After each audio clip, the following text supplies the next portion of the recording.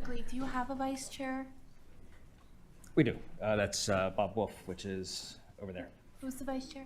Bob Wolf, The guy in the pink shirt. yes.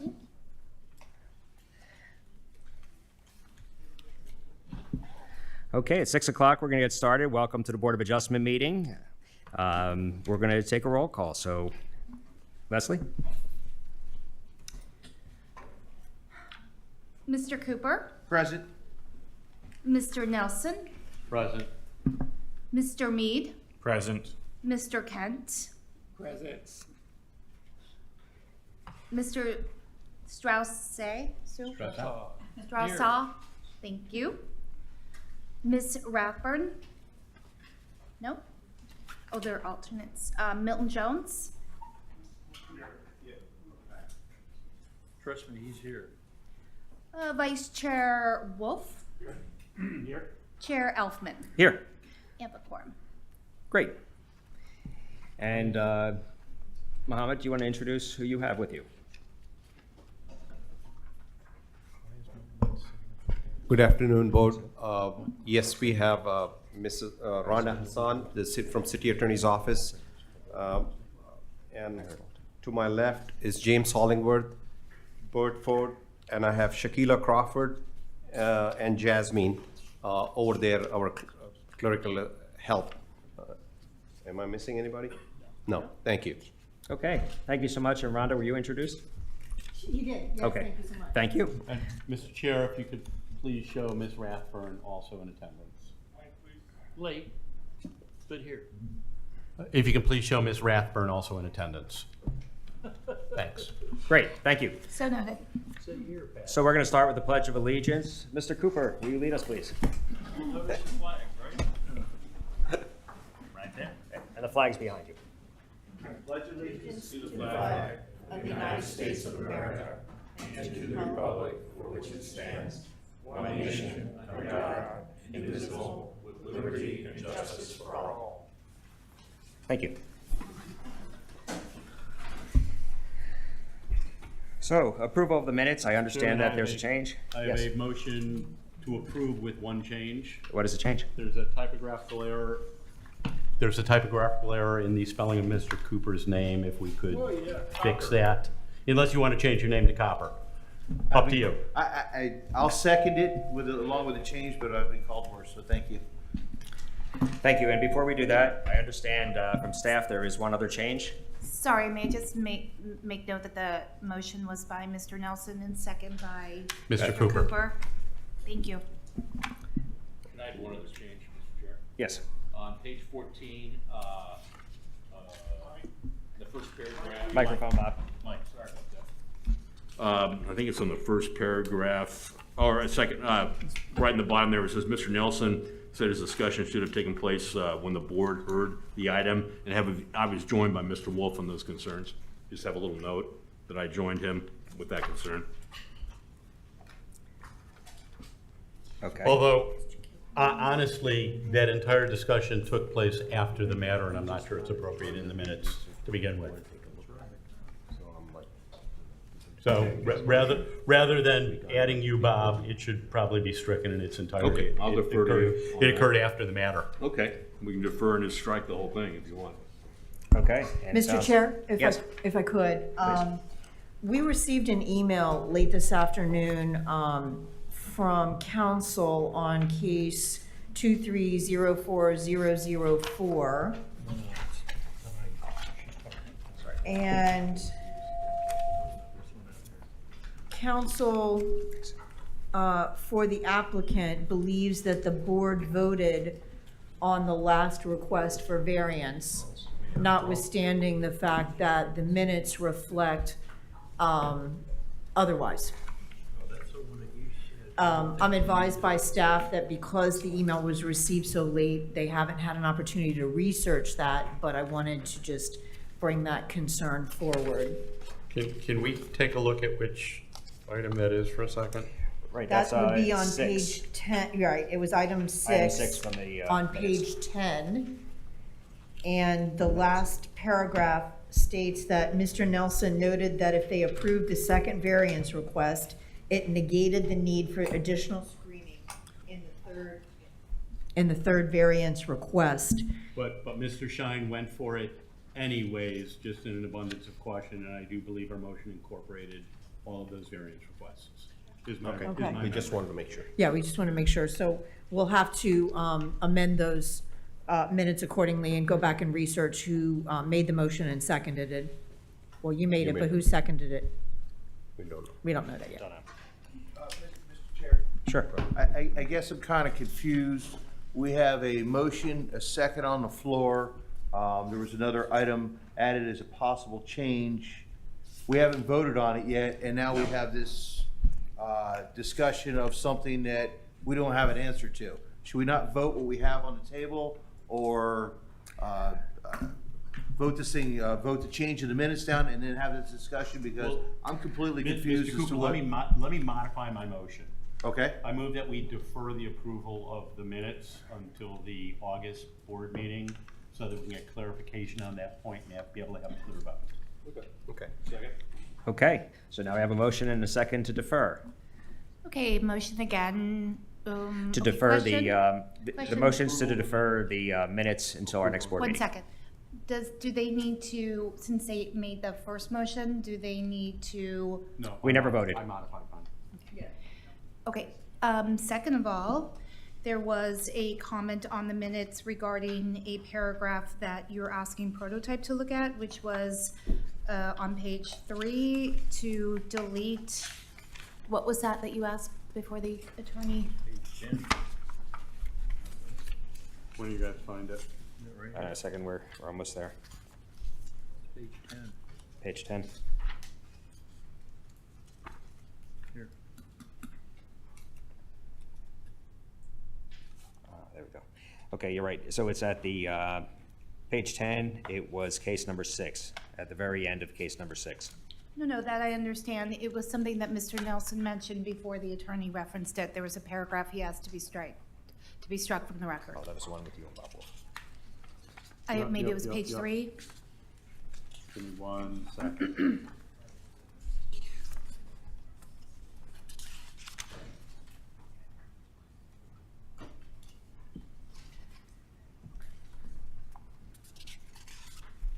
Fred, that was your comment. Do you remember what it was about? I'm sorry? Actually, I think it was Mr. Oh, there we go. Cooper. It's I on mean, other Mr. items Wolf. for discussion on the last matter. Oh, that's, oh. So it would have been the last page of the minutes, second to last paragraph.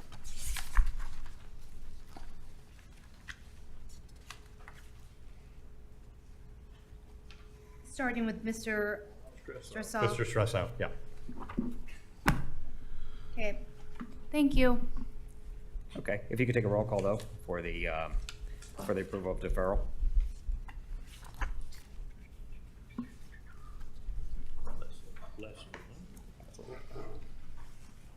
Mr. Cooper? Yes. Mr. Nelson? Yes. Mr. Mead? Yes. Mr. Kent? Yes. Mr. Straussa? Yes. Ms. Rayburn? She's an alternate Okay, so today. just for clarification, I will not call their names as alternates. Vice Chair Wolf Yes. and Chair Elfman. Yes, motion passes. Thank you. Okay, so each member of the public that is wishing to speak today shall have 3 minutes. Any representatives, associations, or group will have 5. Rhonda, if you could please swear in anybody who's going to be speaking tonight. Absolutely. If you plan on giving testimony today, if you could please stand and raise your right hand. Wait, this could be a good meeting. Nobody's apparently speaking. Apparently not. Anybody who's going to speak? Gentlemen, are you speaking? Madam, are you speaking? Are you speaking? No? Are you all speaking? Okay. Okay. Do you swear or affirm to tell the truth at today's proceedings? Thank you. You may be seated, and please silence all electronic devices. Thank you. Okay, ready for our first case, case number 230. Do you want to 3. ask for the deferrals? Because there are some, That's probably we'll good. get them out of the way, yeah. Thank you, yes.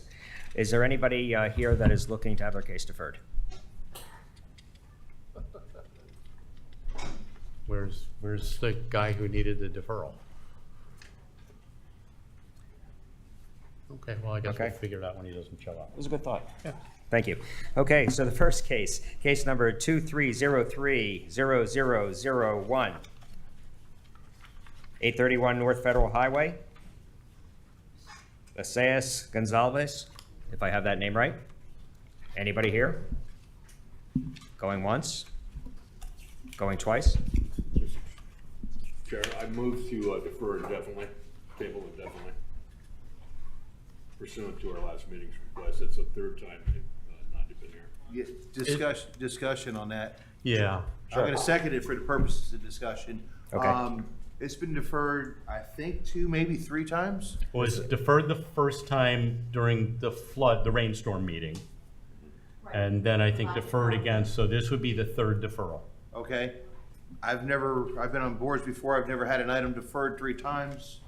How does this get handled? Do we just defer it again?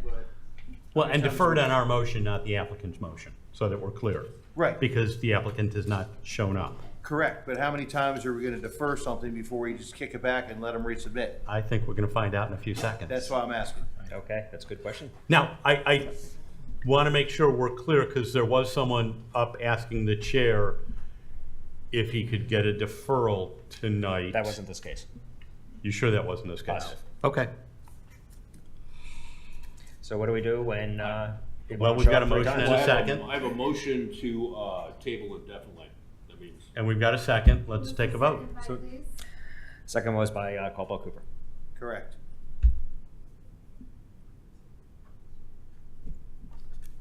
We'll get there. would you present the file?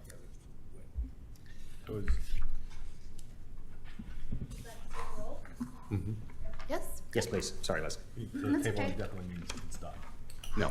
It means it's Mr. just Cooper? floating up there. Yes.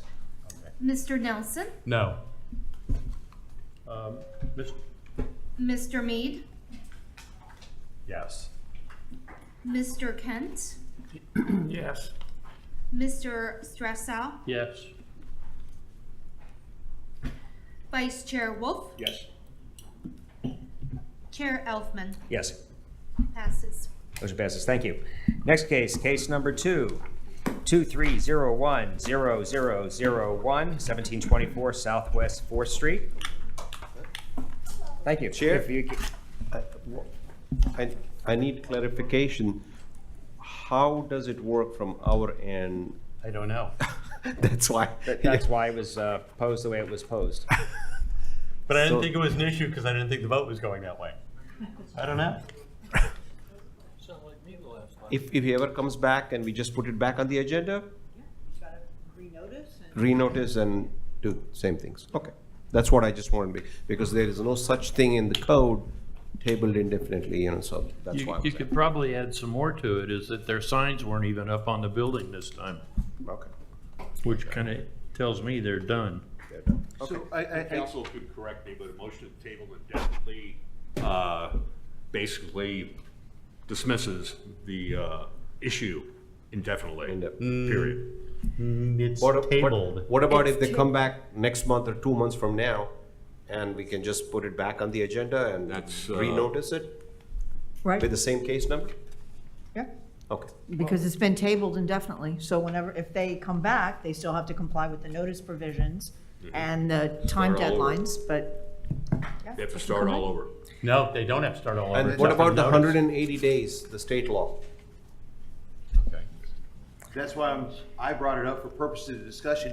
How do we handle this? I've never dealt with it before. I heard table it indefinitely. How many times do we get, they get by this out? automatically approved if either it has to be approved or denied. At a conclusion. Madam City Attorney, Yes, sir. we have not heard the next case yet. Can we have a motion to reconsider? Yes. Okay. Okay, so we want to make that Make motion. a motion to reconsider the indefinite tabling of this matter. What's the alternative? I think the alternative is to give them either 1 month or hear the case Or two. now. There's an application in front of us. If there's no representative, there's no representative. We can hear the case. And just Well, then I'll say again, there was no sign posted on well, either. before we get there, so right now there's a motion on the table. So motion to bring it back? Is there a second to bring it back? I'll And we're gonna do second the to bring vote? back the I guess the conversation. maker of the Okay. motion would have to make the motion to rescind, and the second would have to also second it. No, we've had a motion that's been done. There's no motion to reconsider. You just need a motion and a second, which we've got. Right, so we have a motion by Mr. Nelson and a second by Mr. Mead. So I would suggest, rather than tabling this indefinitely, either hear the case today or defer it for one more meeting and send them a certified letter that if they're not here, the matter's dismissed. Or dismiss the matter. Here's the problem. We have to, at some point, draw a line in the sand and say, how many times are we gonna defer a case? I hear ya. This is, at this point in my mind, one too many. Right. Right. So we need to set some precedents, is what I'm trying to get at. So there's two precedents we could set. We could defer it for one more time. And I only hesitate because Mr. Stresso said, didn't look like any notices were up, so if there were any neighbors, Right. they wouldn't have. And I'd look to our city attorney to get the legal advice on how we should handle this. And I'm sure you're 100% right, Yep. at But the let's end get of the day- 110, right. Well, So right now, we still have a motion on the table, but while we're in discussion, Rhonda, any advice you could give? Help me, Rhonda. Right, yes, thank you so much. An issue that's never come up in recent memory. What happens all the time. Yes, Play it out. thank We're- you so we're 2 for much. 2. Thank you so kindly. So I would suggest, I was just discussing with the zoning administrator the effects, and I think that's what he was asking, the indefinite deferral versus a withdrawal and the implications of those words vis-à-vis the statute. We're at the first, during the meeting of the Great Flood, the gentleman did not have power of attorney, so it was deferred. And then I believe this is would be the second deferral after that, so it'd be the third deferral. correct. So it'd be 90 days. So under, using a conservative interpretation that a deferral could mean a tacit approval if it isn't heard within 180 days. Or My- a denial, if we deny it. Right, correct. My suggestion, obviously, the board has the discretion potentially to defer it another month or two, or you can hear it in absentia, deny it. I know Mr. Stressow has raised some legitimate issues vis-à-vis notice that is required under our code, that it appears, based upon his personal observation, they did not meet. So I think the board has a number of different choices it can make. Perhaps we should not, I probably would not recommend an indefinite deferral. Why not? I think without fully researching the statute, I just want to make sure that an indefinite deferral would not equal an approval In 90 more days. in 90 more days. Or potentially less, because I don't know when the application was deemed. Right. complete. Yes. So potentially 60 days. So kind of what I'm hearing from the city attorney is that she needs to do a little research and give us a solid answer at our next meeting? Am I kind of feeling it out that way? That's perfect. I mean, I certainly could give you a definitive answer. So I'm not getting a direct answer at the moment. That's what I'm Correct. asking. So right now, we do still have a motion on the table with a second. And we are motion to still in discussion. reconsider. A motion to reconsider. So we could either choose to reconsider, or we could choose not to reconsider.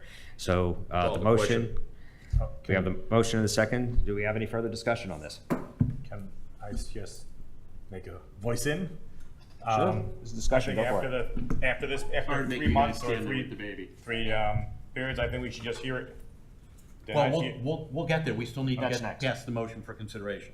I thought we were on the thing of rediscussing this consideration. No, We this haven't was had just- the motion for reconsideration voted on yet. Oh, I'm Right. sorry. We need to get there first. So it sounds like there is still questions about reconsideration. So right now, let's take the roll call on motion for reconsideration. Okay, Welcome, Leslie. excuse me. Go ahead. Sorry. Mr. Mead, Yes. Mr. Kent? Yeah. I'm sorry, was that a yes? Please use the microphone too. Mr. Stresso? Mr. Nelson, Yes. Mr. Cooper, Yes. Vice Chair Wolf, No. Chair Elfman. Yes. So motion passes for Passes. reconsideration. Is there a new motion on the floor? I've got a motion. Okay. Is In, there- in light of the applicant failing to show up for 3 meetings, failing to keep the notices up, I'll move for approval of the variance as it meets our code. Second. Any further discussion? Okay, Leslie, roll call, please. Second by Cooper. Yes. Mr. Nelson, No. Mr. Mead, No. Mr. Kent, No. Mr. Strausso, No.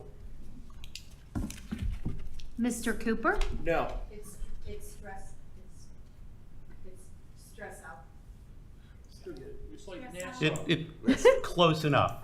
We spent 20 minutes with Mr. Cooper's name already. Let's.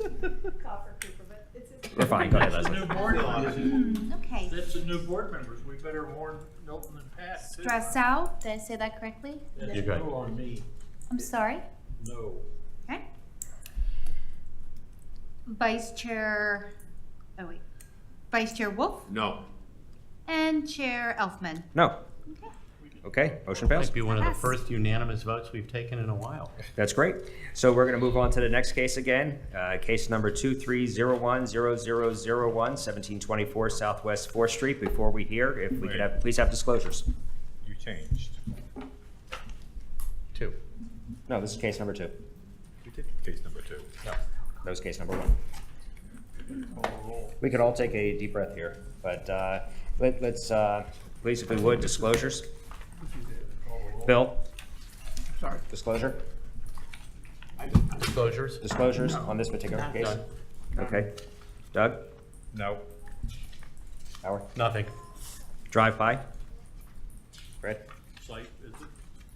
Aerial map? Caldwell? No. Okay. There we go. Please state your name, relation to the property, and you're up. Sorry for the Talking delays. to this? Yes, please. Hi, I'm Courtney Sicali. I'm co-owner of the property with my husband Brian. This is our daughter Caroline. I just wanted to quickly introduce our family before he goes through our presentation. So we met at Fort Lauderdale High School where we both worked in 2017. We worked in Broward County Schools for 4 years. We got married in 2020 and that's when we purchased our home in Riverside Park. And last December we had a baby girl. So I just wanted to share with you who we are, that we really love this city. We love Riverside Park and we plan on making it our forever home. So everything we've done to our home is with the intention of equipping it for our growing family. If you have children, you know that when they come, there's just more and more of a need for storage. And that's what brings us here. So I will hand it over to you. Sure. Thank you for that lovely intro. So yeah, when we bought our house, basically the house doesn't have a. Oh yeah, we actually also have a presentation. It's this one, right? It's presentation 1724. Thank you. Yeah, so we bought the house and it didn't have a garage. We knew this going in. I guess we didn't really think through how much of a storage issue this could possibly be for all of our outdoor stuff.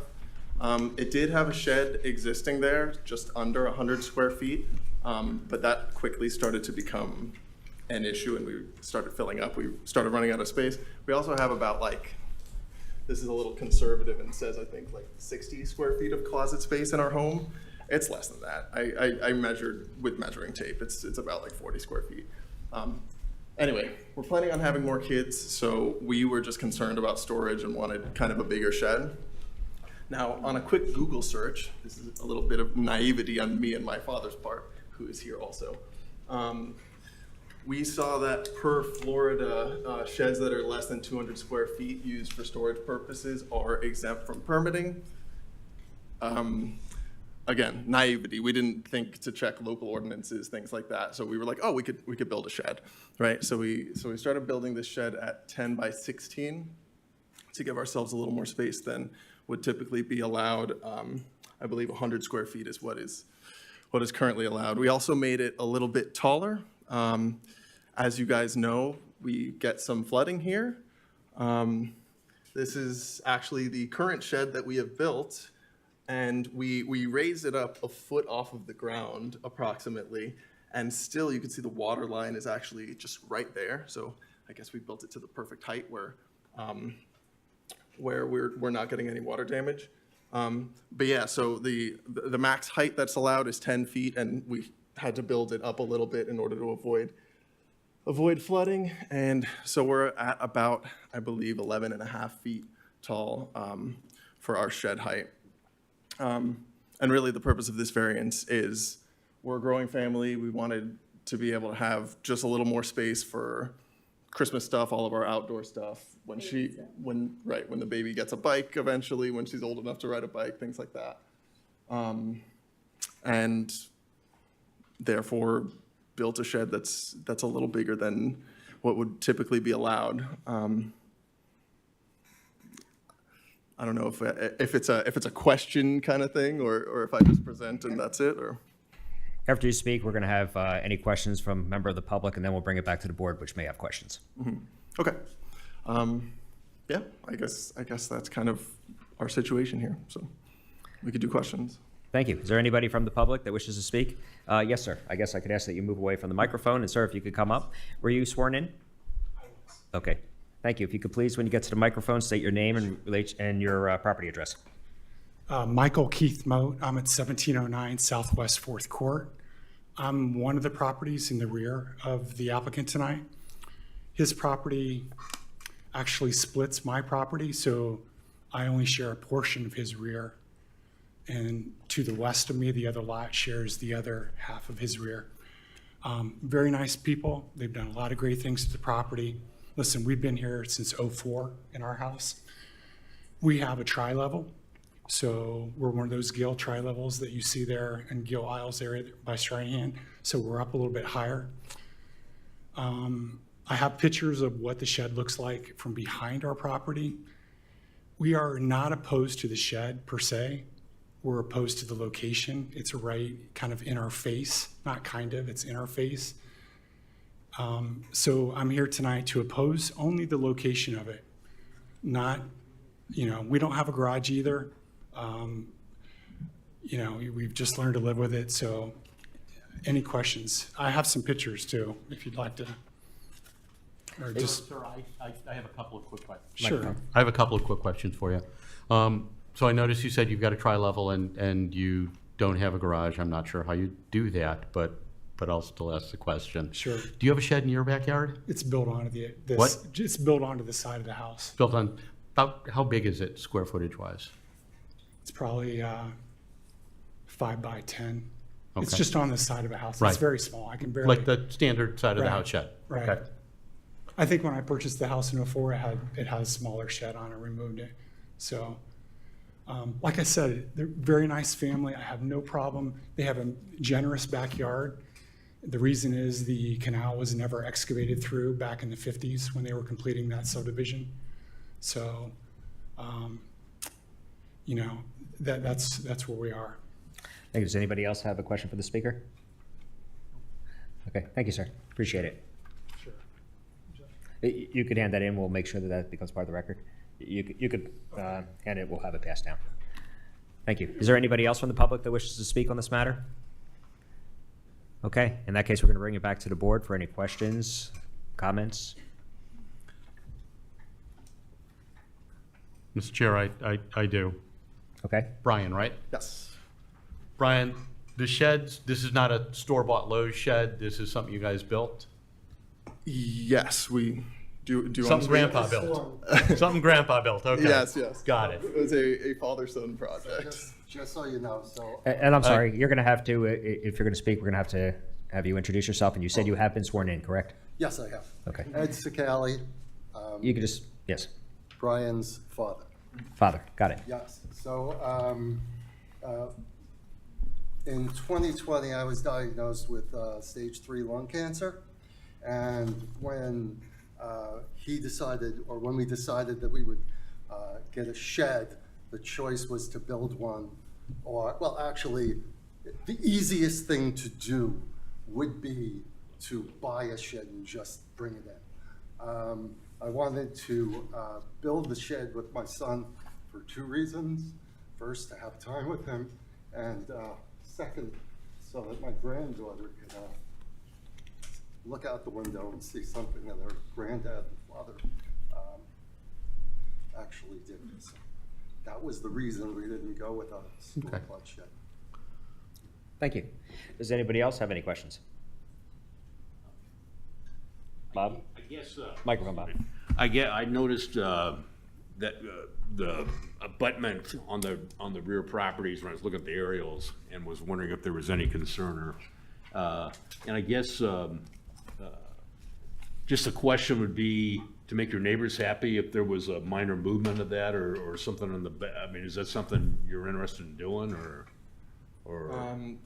So I just noticed it from the aerials. I noticed it was pretty much abutted right to the back of their property. And I was Right. wondering what their comments might be. The location of the shed, it's kind of like, there's kind of some trees surrounding it, so it's kind of in a way hidden from at least our neighbors to the east of us. Also, I guess slightly from ourselves because there's a tree in between us and the shed. On his end, he's got fence there on the other side, which is an Airbnb now, actually. But the other property to the rear of us is just chain link fence, so that kind of has less coverage. So we figured it kind of made more sense to put it on that side.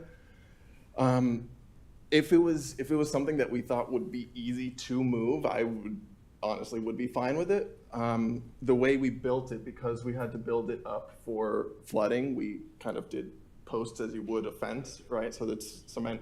So I don't know how exactly that would go.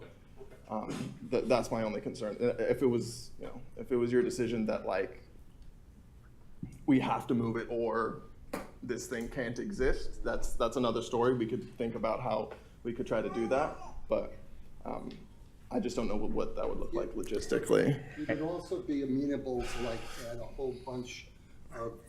You can speak into the hedges. microphone, sir, please. Sorry. So we'd be, we'd be willing to add a bunch of shrubbery and hedges to cover it to obfuscate the view, so he doesn't have to see, so any neighbors do not see it at all. If you'll look at the pictures, I mean, the situation that we have with this property is that these are all raised levels because they had pools built. So all of the water flow is basically coming into our yard, so we need the extra height for the shed, or else we'll just be not storing it or storing everything 2 feet off the ground. And I guess the question, was, and I'm not sure if you quite answered the question, but, we do have a member of the public that objects to the location of it. I wasn't sure if you said that, and I see what you're saying is a possible solution, but I didn't hear from you, Brian, as the property owner, if you're even willing to do the solution your father just proposed. Oh, yes. Hedges, trees, like whatever we would have to put back there to block, we would definitely, I'd be fine with that. So I just want to, and this is just board discussion, not a question. I want to bring us back. Remember, the shed where it exists is legally conforming. It's not within the setbacks. There's not a setback variance. The issue in front of us is it's too big, it's potentially too high, and two of the sides are too long. And we just finished last meeting with Chicky Huts going through the discussion of the precedential issue of saying, yeah, it's okay to go from 160, from 1 to 160, and or it's not okay, turning down applications, and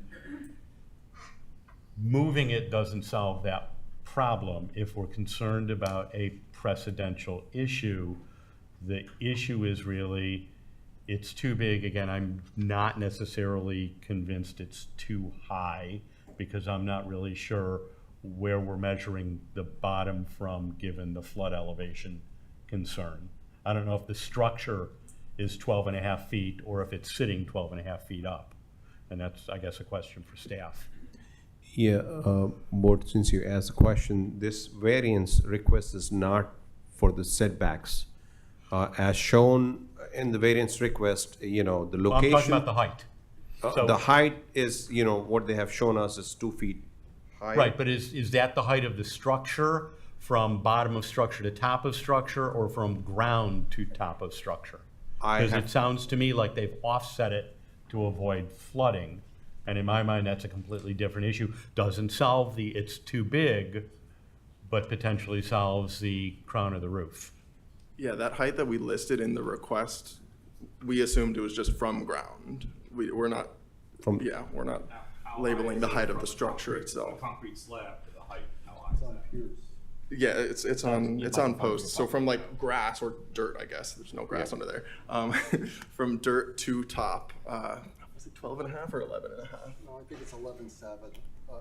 It's So you put 12 and a half. 12 and a half. Yeah. 12 and a half from grass up, but similar to what we did with fences in recognition of flood elevation changes, is we looked at the elevation of the fence from where they had, or where they should be elevating the property. And again, this doesn't solve the size issue if we've got a size issue.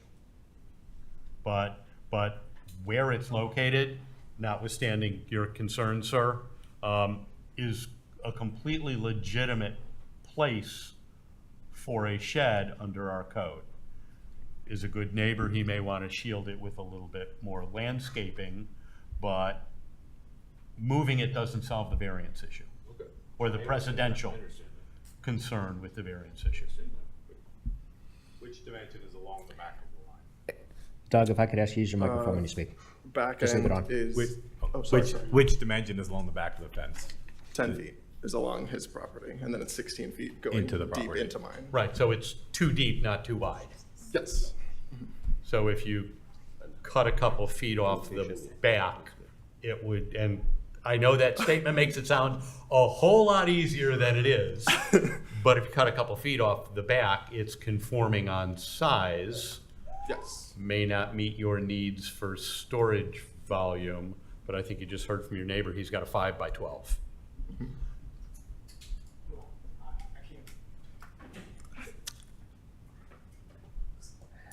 And I'm just going to ask you to restate your name again, sir. Michael Keith Moat, 1709 Southwest. To me, it's not the size, it's the height, guys. So Got it, listen, but our code says it's the size. no, And the height. the height restriction is 10 feet, right? And if they're telling us the shed is 12 and a half feet tall, that's why you're seeing it so much through the fence behind us. Imagine if that, and they're saying, well, we elevated it off the ground a foot. So really, it could be 13 and a half feet above the ground. So imagine those pictures if that shed was 2.5 feet lower. It would be easily buffered, right? I mean, I don't care how wide it would be then, it would be buffered. So really, it's not the location, I agree. It's not the location, and really, the thin part of the shed, like you said, the 10-foot width is facing me. The long part of the shed, like I can't see the long part, right? I mean, you realize you could almost park a car in this shed, 16 by 10. But it's the height, right? I mean, we got off the height a little bit, but to me, it's the height. Like it's tough to buffer something that's 13 feet in the air as opposed to 10 feet, right? I mean, so I just want to clarify that. Okay. So it's not like, listen, I want to work, I want to get this worked out, I do, but the height is really the issue. Thank you, sir. Okay, so we're still back up here for board discussion, board questions. I see a lot of microphones on. I'm happy to make a motion so we can move this forward or sideways, wherever it goes. But my suggestion, because there's some concerns that are different between the height and the size, is that we make it in 2 motions. Before we do that, I just had a couple comments for the board. Okay, speak into the microphone. I'm sorry. Even though you are loud. So number one is, how did the case come before us this evening? Was it a code complaint, or was this somebody coming in and asking for permission? I missed that in the packet. was a Yeah. code complaint. Okay, Yeah, that was was number one. Number two, I'm counting votes. It's not me. I didn't call. We didn't call. Sir. No, that's okay, we're- sir. We're, It- we're public not hearing's pointing any done. fingers, it's Okay. just simply a board discussion. Go ahead, Bubba. So, I'm counting votes, and I don't know everybody on the board, but I was thinking that, maybe if, the applicant was to come back with a flood level, and maybe, if they were to build a new structure on the property, the city were requiring to put 3 feet of dirt in, maybe it'd be a foot of dirt, maybe 6 inches of dirt, and maybe there's more ways to skin a cat. Neighbor seems like a good person, applicant seems like a good person. Maybe there's a better way to approach this if the board and the applicant were wanting to defer to next month. I'm just counting votes, that's just my suggestion. If you were to defer to next month, I'd be phenomenally interested in what the height of the actual structure is from the bottom of the structure to the top of the structure. Board, just to clarify Mr. Cooper's statement, a shed is storage has to be measured from the ground. There is no BFE for storage. It's not like habitable space. You don't measure from finished floor. In this case, they could raise it 3 feet. If it was 10 foot, that would be 13 foot tall. Got it, that's what the code says, that's why this board is here to potentially grant variances or reinterpret the code. Sorry, microphone goes off on its own. There's still a couple other questions. Fred? Yeah, I'd like to ask whether or not the way to solve this is to drop the roof down 2 feet so that we do away with the height variance and have the applicant agree to add some additional landscaping between the face of the building and the fence. And I think at that point, everybody wins. I mean, even the color is appropriate for where it is. Bear in mind, you're still granting a size variance and a wall length variance. Yeah, and I'm trying to draw a line I didn't forget you, that Bert. is. I'll just let him that- finish the that- sentence. that is a compromise, because I'm a pretty tough guy. I'm gonna vote against it straight away, because our job is to enforce the code. But I am suggesting that it might be appropriate to drop the roof down a couple of feet and add landscaping, and I think that would solve it. Okay, and before you answer, sir, Bert, go ahead. So just to clarify, we did look up the code section, so what I stated had to do with FEMA, but our ULDR does measure the height from the finished floor of the principal building That's right, from the top of the slab. Now, the top of the slab of the for all house. accessory structures. Or, I'm sorry, Accessory I'm getting structures. old, I didn't hear it. So I'm gonna read the code section to you. When used to measure non-habitable accessory structures, grade shall be the finished floor elevation of the principal structure. That was Bert Ford. I'm sorry, the code was, Oh, I was saying that was Bert Ford. It looks like you were looking to see oh, who no, was speaking. no, I wanted to know what code you were reading that from. You said it, but I didn't hear Land development code. the UDLR, but what section? ULDR 47-2.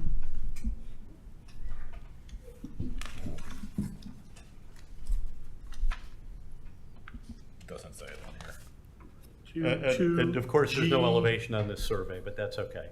2.2.G.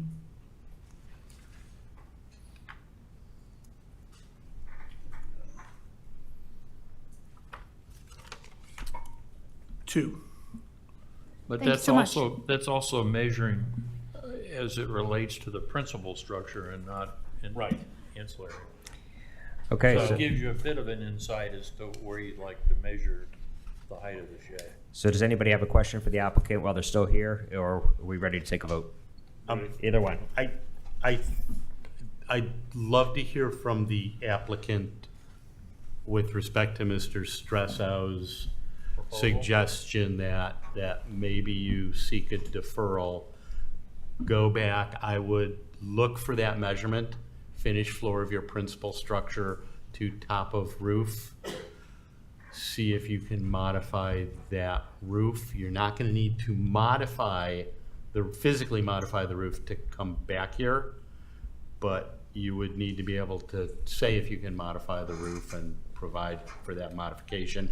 And whatever else you're discussing with respect to landscaping, that may be buffering, and maybe come back next month. And you, You gotta bring the baby with, though. Right. I have a meeting with the special magistrate, I believe, because, you know, there's also the code element of this being an unpermitted structure. Is anyone here? Can anyone speak to that? Like whether, if this So- gets deferred, Yeah, whether I'm so gonna have to indeed, start paying I fines? can, because I'm actually she's the coming. regular Special attorney that magistrate, that's handles what we're looking over magistrate and code hearings. So, yeah, no, certainly while there's a pending hearing in any land use board, we always allow for an extension of time because you're, you know, trying to resolve the problem, the issue in good faith. So, yeah, we could grant that extension. When's your hearing? Tomorrow. They were like, how soon after that variance can Tomorrow. can we get a meeting? Not Oh, tomorrow. Next Thursday? they told me tomorrow. They put the number down July 13th. Special magistrate, not the board? Well, that may be a surprise for me because I don't have anything on my schedule, but okay, Oh, I'll no. double check. There's no I hearing will tomorrow, double there's check. one next week. Were you cited by building or by code? I Yes, think it was there's a code. di- Whatever it is, you better show. Right. Let them know, and they'll reach out to Rhonda and Yeah, make sure they'll well, get taken. yeah, we'll make sure that you're not fined or anything and give you that appropriate extension of time if you're gonna come back next month, not a But problem. if that makes sense to We would do you, that you for might everyone. want to say, hey, can I have a deferral to the next regularly scheduled board meeting? Right. Okay. Yeah. Not Yeah. a big choice. Yeah, you don't have a lot of good choices here right now, is what I'm Right. telling you. Yeah. But we have to hear you ask. Yes, I would like a deferral to the next one. Mr. Chairman, I move for a deferral to the next regularly scheduled board meeting. Okay. Is there, so other than that base to height that you guys want, is there any other information that would be Well, helpful? if it's gonna be more than 10 feet, you're gonna wanna, you've got that really nice farmhouse roof Right. that you could Yes. probably See if we adjust. could make Modify plans for that. that. Flat Yeah. earth. And it sounds like your father's giving you advice on that as well. So we have a motion and a second. Let's do a roll call. Okay, the motion was made by Mr. Nelson. Who was the second? Second. Mr. Wolf. Mr. Wolf? 12, yes. Okay. Don't worry. Mr. Cooper? Yes. Mr. Nelson? Yes. Mr. Mead? Yes. Mr. Kent? Yes. Mr. Strassow?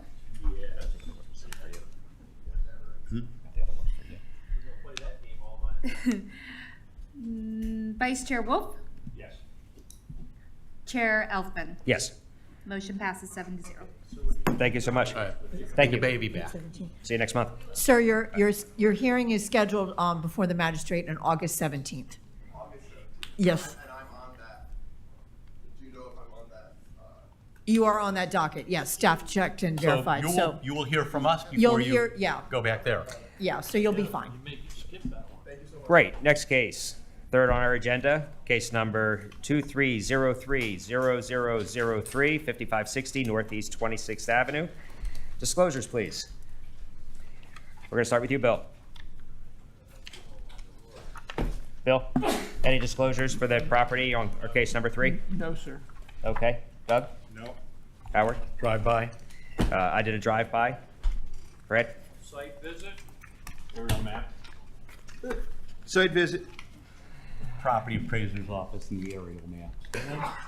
Okay, I know. Do we have an applicant? Big time. Oh, look here. Oh, here we go. Fred Flood.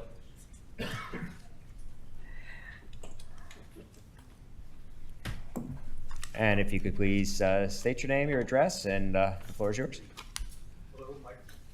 Hello, Mike Walton, 5560 Northeast 26th Avenue.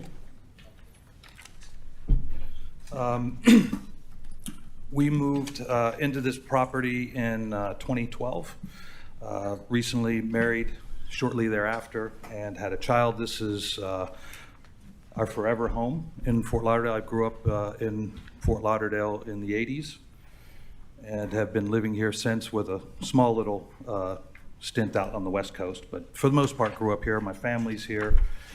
And when we moved in, this house was built in the 70s and really was converted at an earlier age to enclose the patio to create more living space back, I think, in the late 80s, early 90s. So there wasn't any coverage out in the back area from the Florida sun. And as my son was born and had a few birthday parties, the last one got really rained out with a storm that kind of came out of nowhere. We had a shade sail to give us some sort of shade in the backyard, but everything got drenched, and so we looked into ways to create some sort of shade coverage so that we could start using our outdoor space a little bit more, and went with a tiki hut. And once we put it up, our neighbors to the north of us, they were actually, before we did that, we actually moved the fence. When we moved in, we had an old wooden fence that from the previous hurricane kind of was leaning on their trees, their bushes, kind of was holding it up. So we replaced the fence, but the fence was 3 feet or 4 feet on our property. So in order to put the fence on the property line, we had to tear out some of their bushes. And they took offense to that. I gave them 4 months to remove their bushes. I said, I'd help you replant them. And eventually they said, nope, just cut them down. And they kind of took offense to it. We put up the fence on our property line, and they called the city on me for that, which we had a permit for. Once they found that they didn't have any recourse that way, as soon as the tiki hut went in, they called the city. Just to find out 2 months later, they moved. So it was more of a vendetta. So we put the tiki hut in, and not knowing that, one, we needed a permit, so it is after the fact. You talk to a lot of these guys out there, and they tell you don't need a permit or anything like that. Unfortunately, I didn't do my research. Shame on me. So they put that in, and in the back of the packet, I actually have a few of my neighbors' letters saying that they welcome the tiki hut. They think it's a great addition to the house, as we've been updating it and beautifying the house from the previous owner. And so we're requesting a variance so that we can complete the permit process, which has been pending, and close this out. Thank you, sir. Is there anybody from the public that wishes to speak on this matter? Once? Twice? Okay. We're going to bring it back to the board for discussion. While people are thinking, I do have one question for you, sir. And I'm not sure the specifics on the code with this, or specifics as far as what we have to do, and maybe our attorney will educate me as well. I was searching all over to try to find your sign, because I actually look for the signs that are up, and I did find it finally in the corner by your fence, where most people put it in the very front. I'm not sure if that's acceptable or not normally, for neighbors to be able to see what's being requested. Does it just have to be in the front, or does it have to be really in the front? Is there any ruling on that?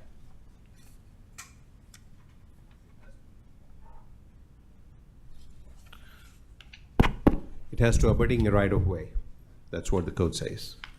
I mean, It's got to abut the right of way? Okay. And this one happens to be sitting, yeah, and it's in one of your pictures too, sitting well In back. front of the fence Sitting going against into the the house. back. Yeah, sitting against the house. Any reason why it was all the way back there instead of in the front?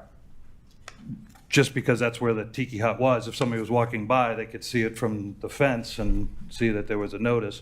We also sent out 48 notices to all the neighbors in the 300-foot radius.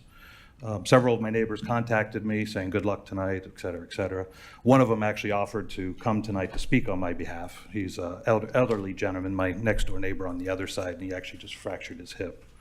So I said, no, stay at home. Probably a good move. Thank you. Yeah. That was my only question at this time. And there was a sign out in the back as well.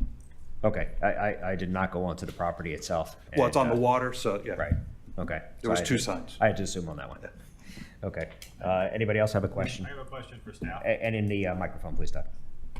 I have a question Training for again. staff.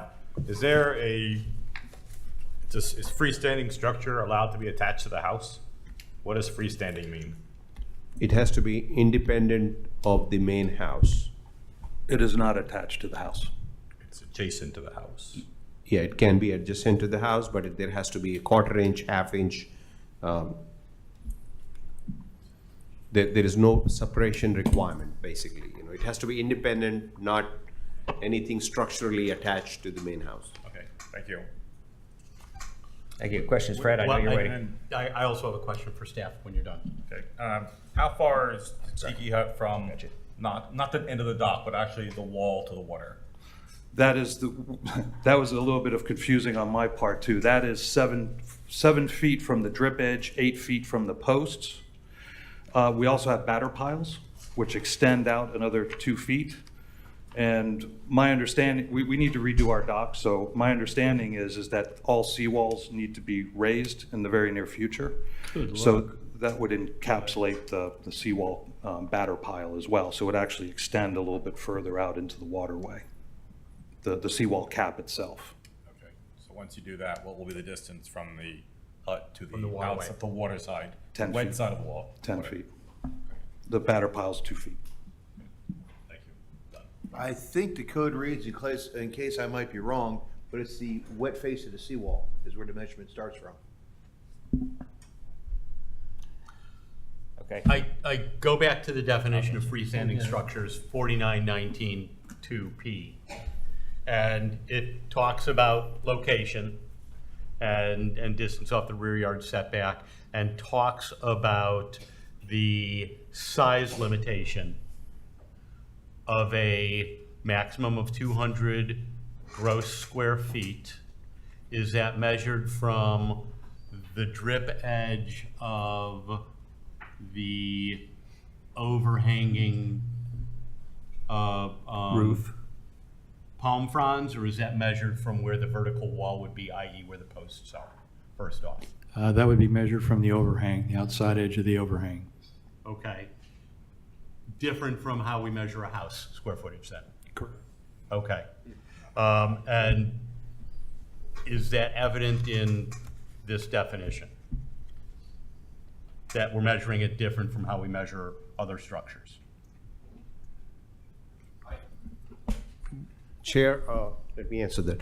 All the accessory structures, sheds and everything, we measure it to the overhang, whichever is in the yard.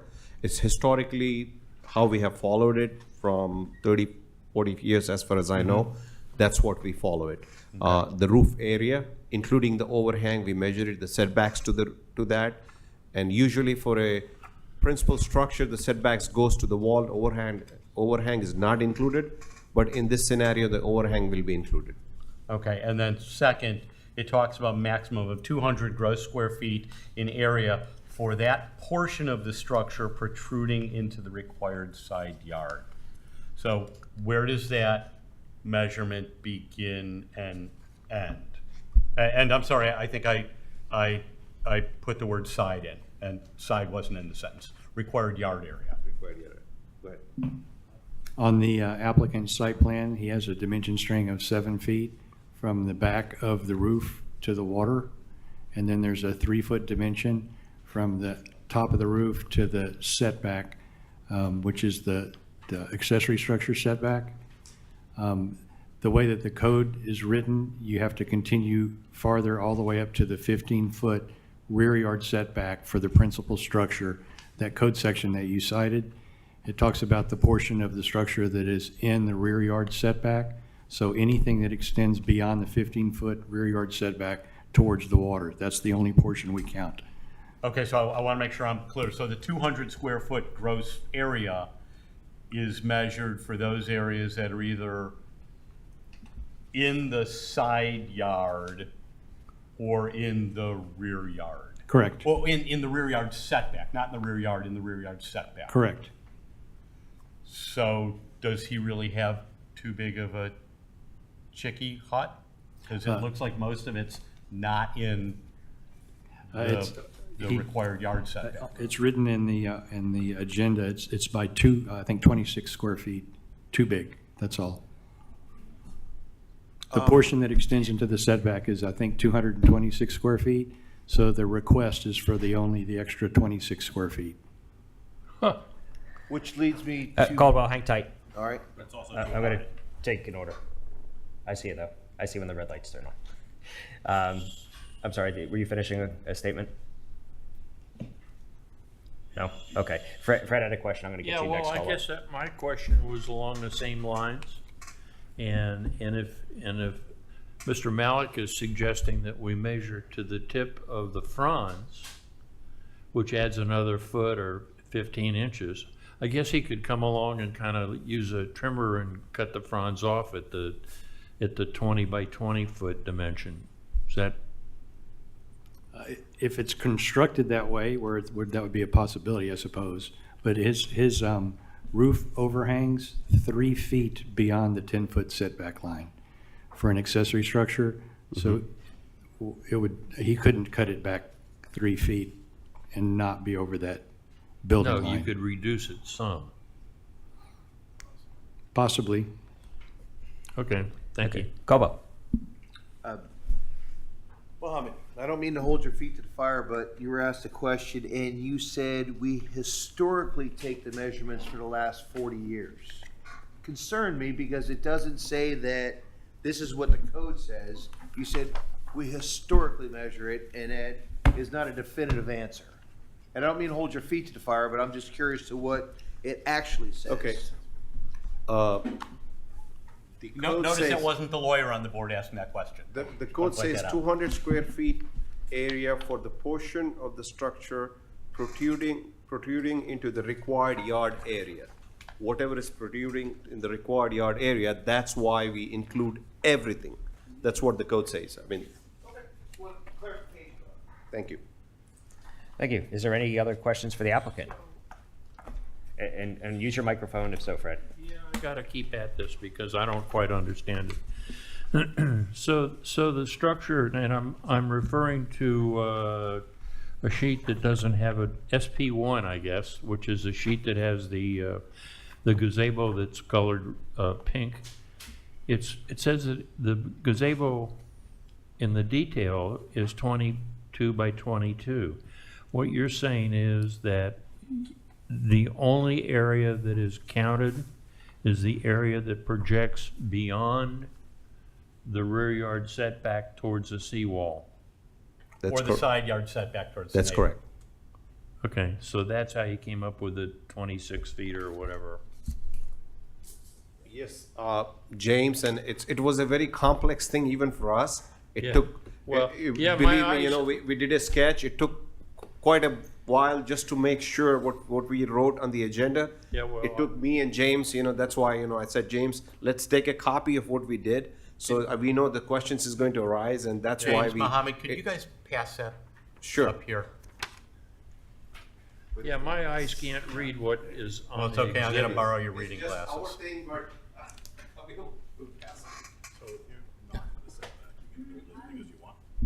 Yeah. in the end, even our head was spinning.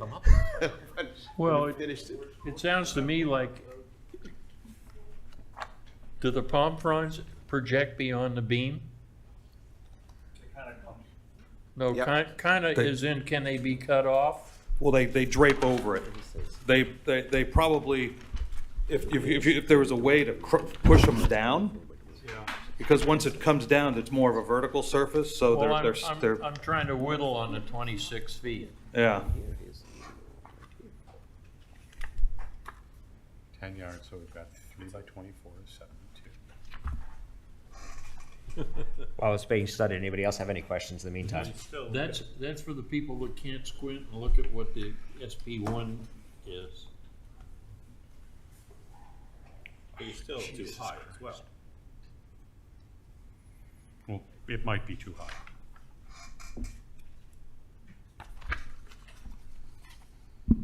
24 feet.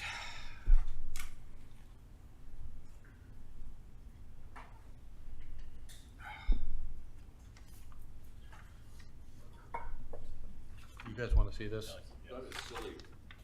Comment too. It just seems like we've had a lot of tiki hut issues over the last while. And yeah, I don't know if people will read it or whatever, but maybe it behooved the city to Relook at really, some of. really yeah. look at that issue, and on their website, if you're gonna build a tiki hut, please, this is the issues. And I mean, we have the issue about, you know, the Indians building it, you don't have to follow the code. I'm not an attorney, so I don't know which side to believe. And I just think there's a lot of clarification and what's the other word I want to use is clarification and just communication that needs to handle on the issue since we're having so many cases come in. And you know what? You could re-mention that too at the very end of our meeting, by the way, of good for the city. But I think It's that's probably one good, that you that lay item. on Dwayne and say, we think it's time that the city send the Seminole Indian tribe a letter that says that what you've been doing is wrong. But It Fred, doesn't- Or maybe we readdress the size requirements Yeah. for Well, that's, freestanding shade structures. but let's come back to the case that's at hand, and we'll also do that for good of the city. Or they'll go to the legislature and exempt everything. So does anybody have any other questions for the applicant, or does anybody have a proposal of motion?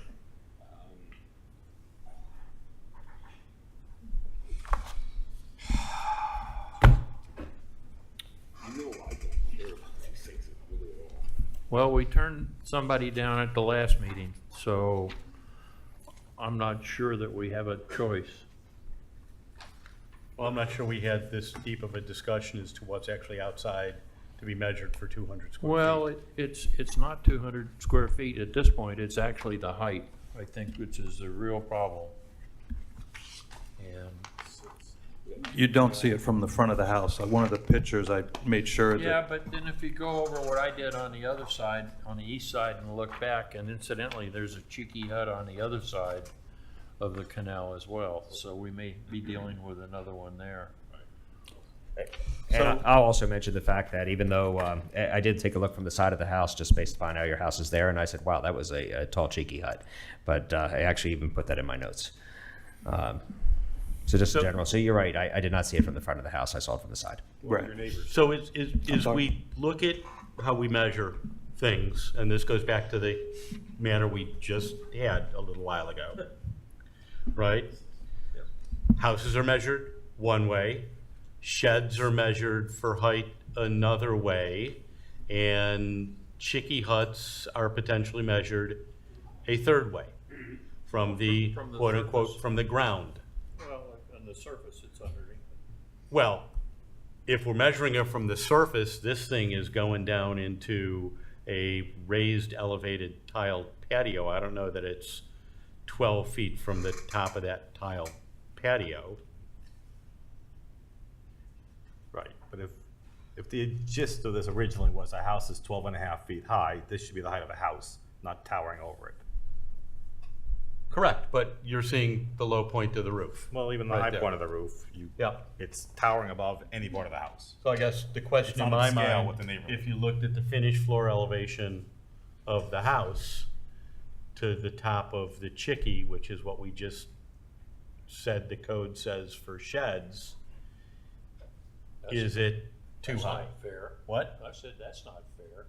You're measuring from the finished first floor of the building to the peak of the tiki hut? Yeah, that's what we're doing Shit, for sheds. I'd be concerned about what the neighbors look like on the other side of the canal, looking back and seeing what is the distance of the height from the surface underneath the cheeky hut to the top of the top of the roof. But then that would be It's gonna be a lot higher at that measurement than it would be if you measured it from the finished first floor of the house. okay. If your fence is allowed to be 6 feet, this is now 8 feet higher than a fence. 6 feet higher. It's Not 12 feet. It's 14 feet. You're allowed to be 12 It's feet. 14. I'm sorry, 14. You're right. I mean, so it's relative.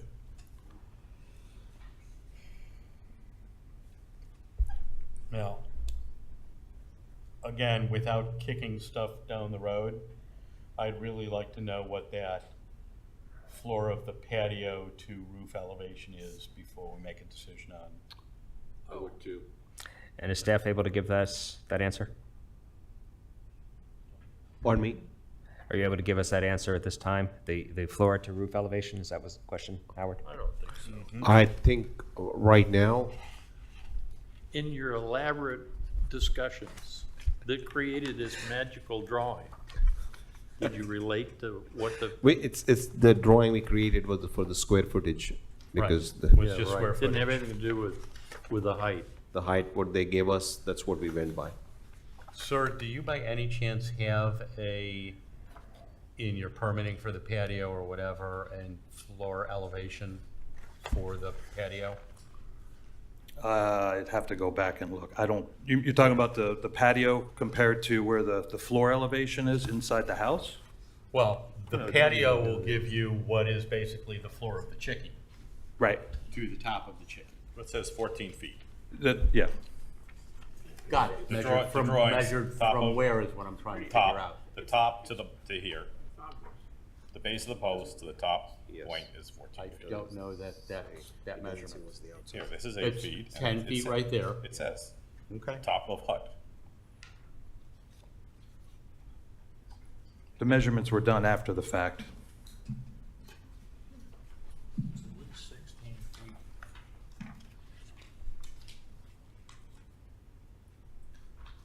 If you want a dimension, table. When all these people love to come back again. Do we have members of the public who are here to speak on this? None. There's two letters at the back from my neighbors. One is across the canal saying he loves the look of the tiki hut. He would have been here, but he's actually in Italy right now.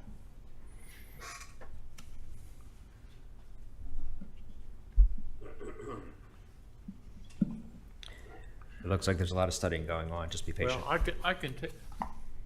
I can tell you, I just looked at the cross-section through the tiki, and it's 8 feet to basically the point where the horizontal members bear on the top of the columns, and it's looks like another 6 feet from there up to the peak. And if you're gonna table this, then I would suggest that we make sure that they measure the overall height from the slab that the chicky hut sits on to the top of the peaked portion of the roof. My guess it's gonna be 16 feet, and the application says it's 14. It's also not including the roof itself, it's only including. Mohammed, go Chair, ahead. I think, Fred, what you're thinking, it's actually the opposite. It could be lower than what is advertised. It can be higher than what is advertised. I'm just saying, if we're gonna consider tabling it till we get some kind of overall dimension, we need to make sure we get what's there. Agreed. Because I think that's gonna determine the vote. Okay. I think you're right. So, Mr. Applicant? Would you like us to vote, or would you like to potentially ask for a deferral while we figure this out?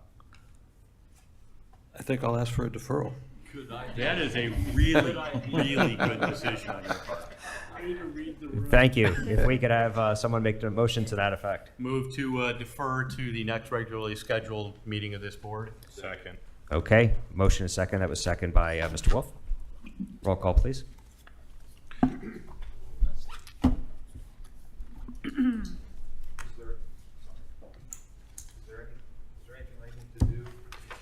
If you could get Mr. Hajali to get that measurement for us, because he actually did the survey?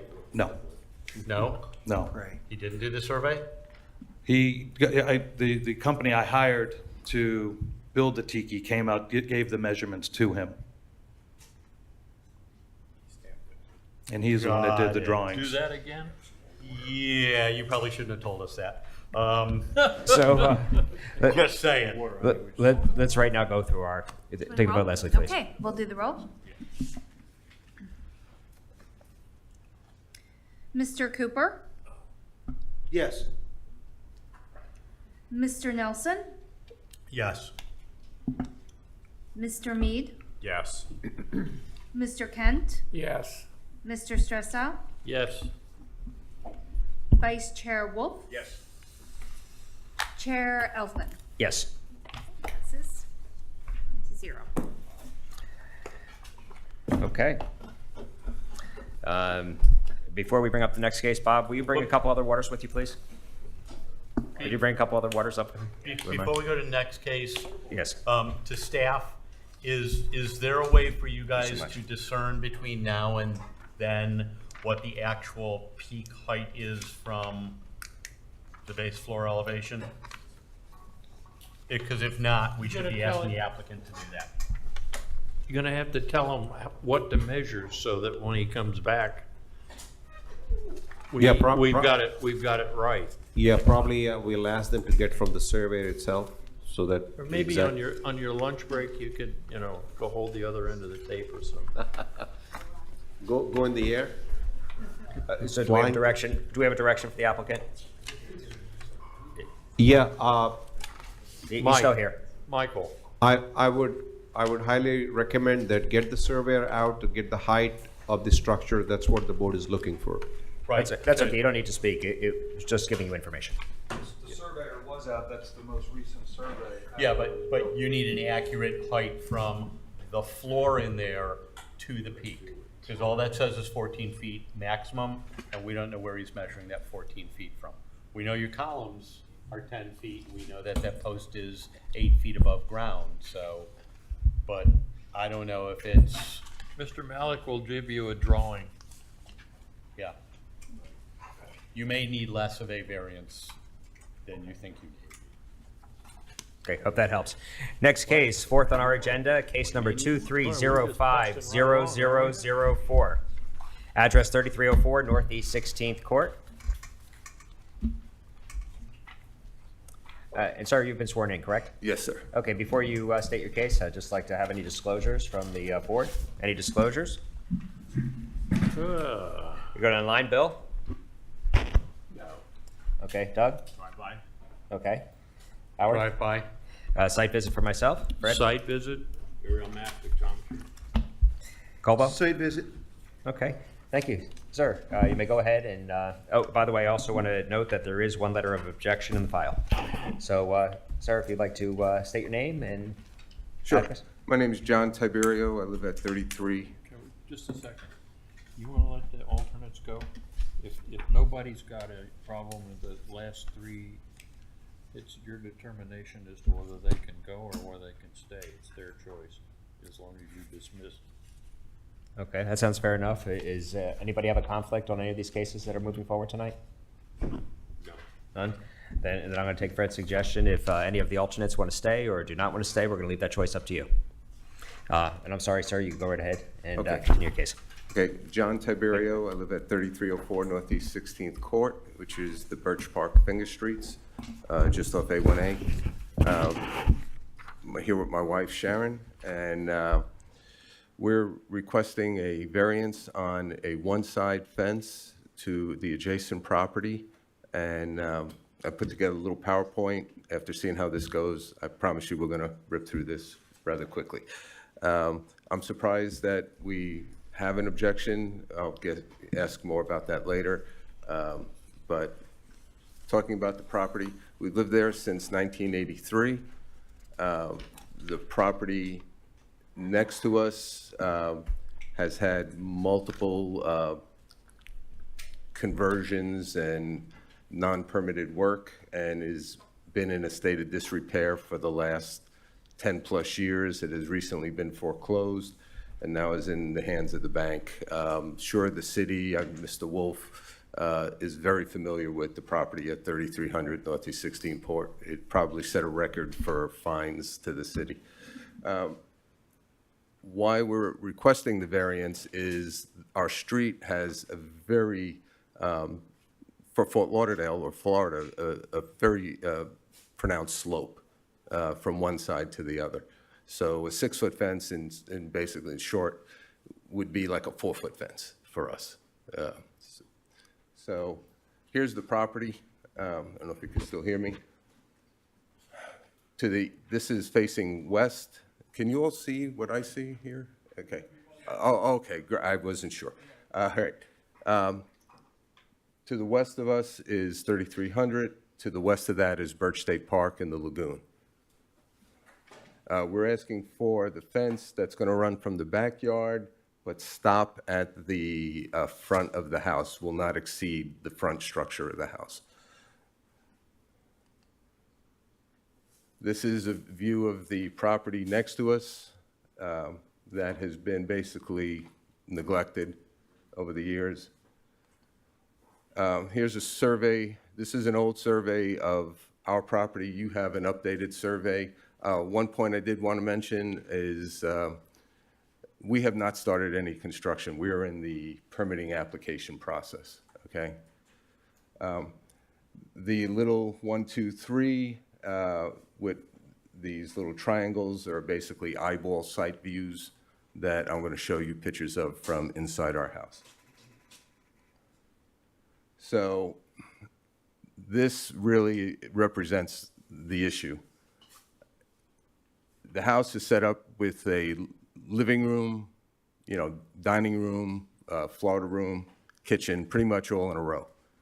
To the east, my neighbor has a 6-foot fence, and you can see the top of the 6-foot fence is the red line, which is well above the door jamb. This is all the same finished floor. If you look to the west, which if you're sitting at the dining room table, it's just a swivel of the head one way to the other, you could see the 6-foot fence would be about, my chest. It's very, very different.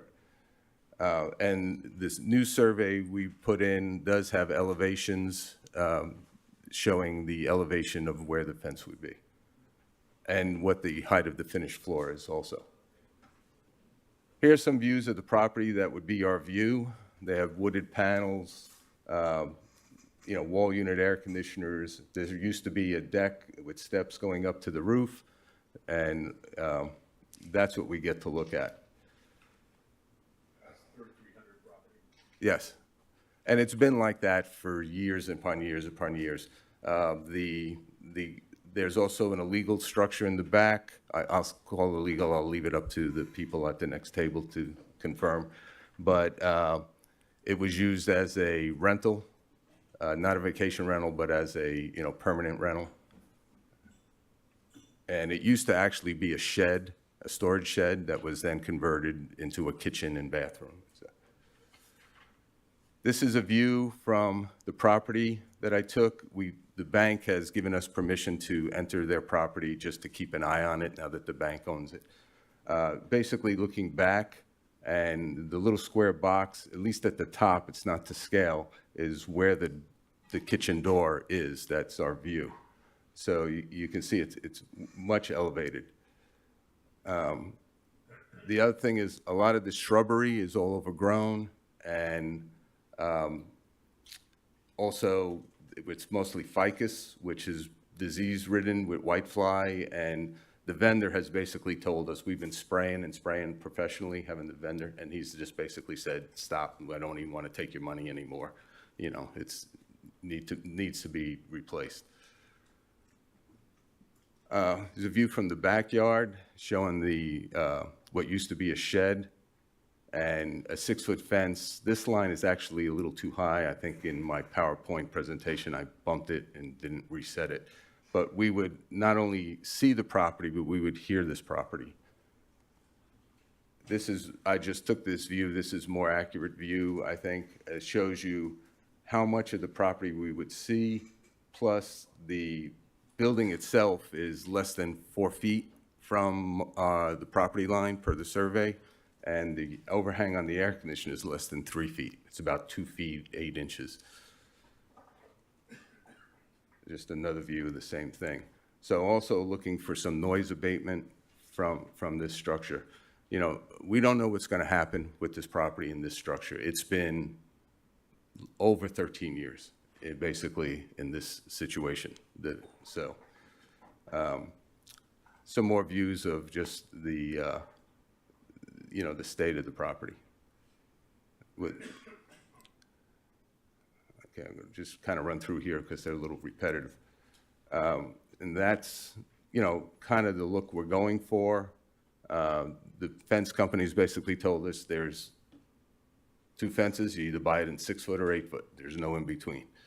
So if we can't get a 6 foot, if we can't get an 8 foot, it's a 6 foot. And to be honest, I don't know what the purpose of a 6 foot would be, because to us, it'd be like a 4 foot.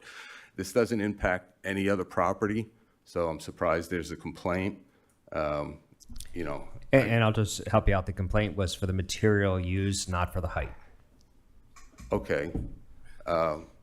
We're not sold on the material used, so, I mean, it's kind of funny because we have an aluminum fence in the front, and it needs to be repainted and a little work on it. And to try to find anybody to work on aluminum fences, if you call fence companies, it's just vinyl. That's all they have. So I don't know what other choices there are besides vinyl or wood, and I surely don't want wood down by the beach. Just note, sir, your fence material choice is not non-conforming and not illegal. It's a perfectly legal fence type. Okay, so. It was a person's opinion. Okay, Right. so let's not talk about that anymore. Right. Thank you. But sir, if I can ask you a question. Sure, And absolutely. then if you won't mind me going to staff to ask them a follow-up question from your answer. How old is your house? When was your house built? 1951. Mr. Ford. That's why it's still there. Or Mr. Malik. Going back to the recent change we made in fence height allowance to allow people to start counting the 6'6" from the new flood elevations, do we have an estimate of what the difference in new flood elevation this would be on a property, a house that was built in the 50s to now?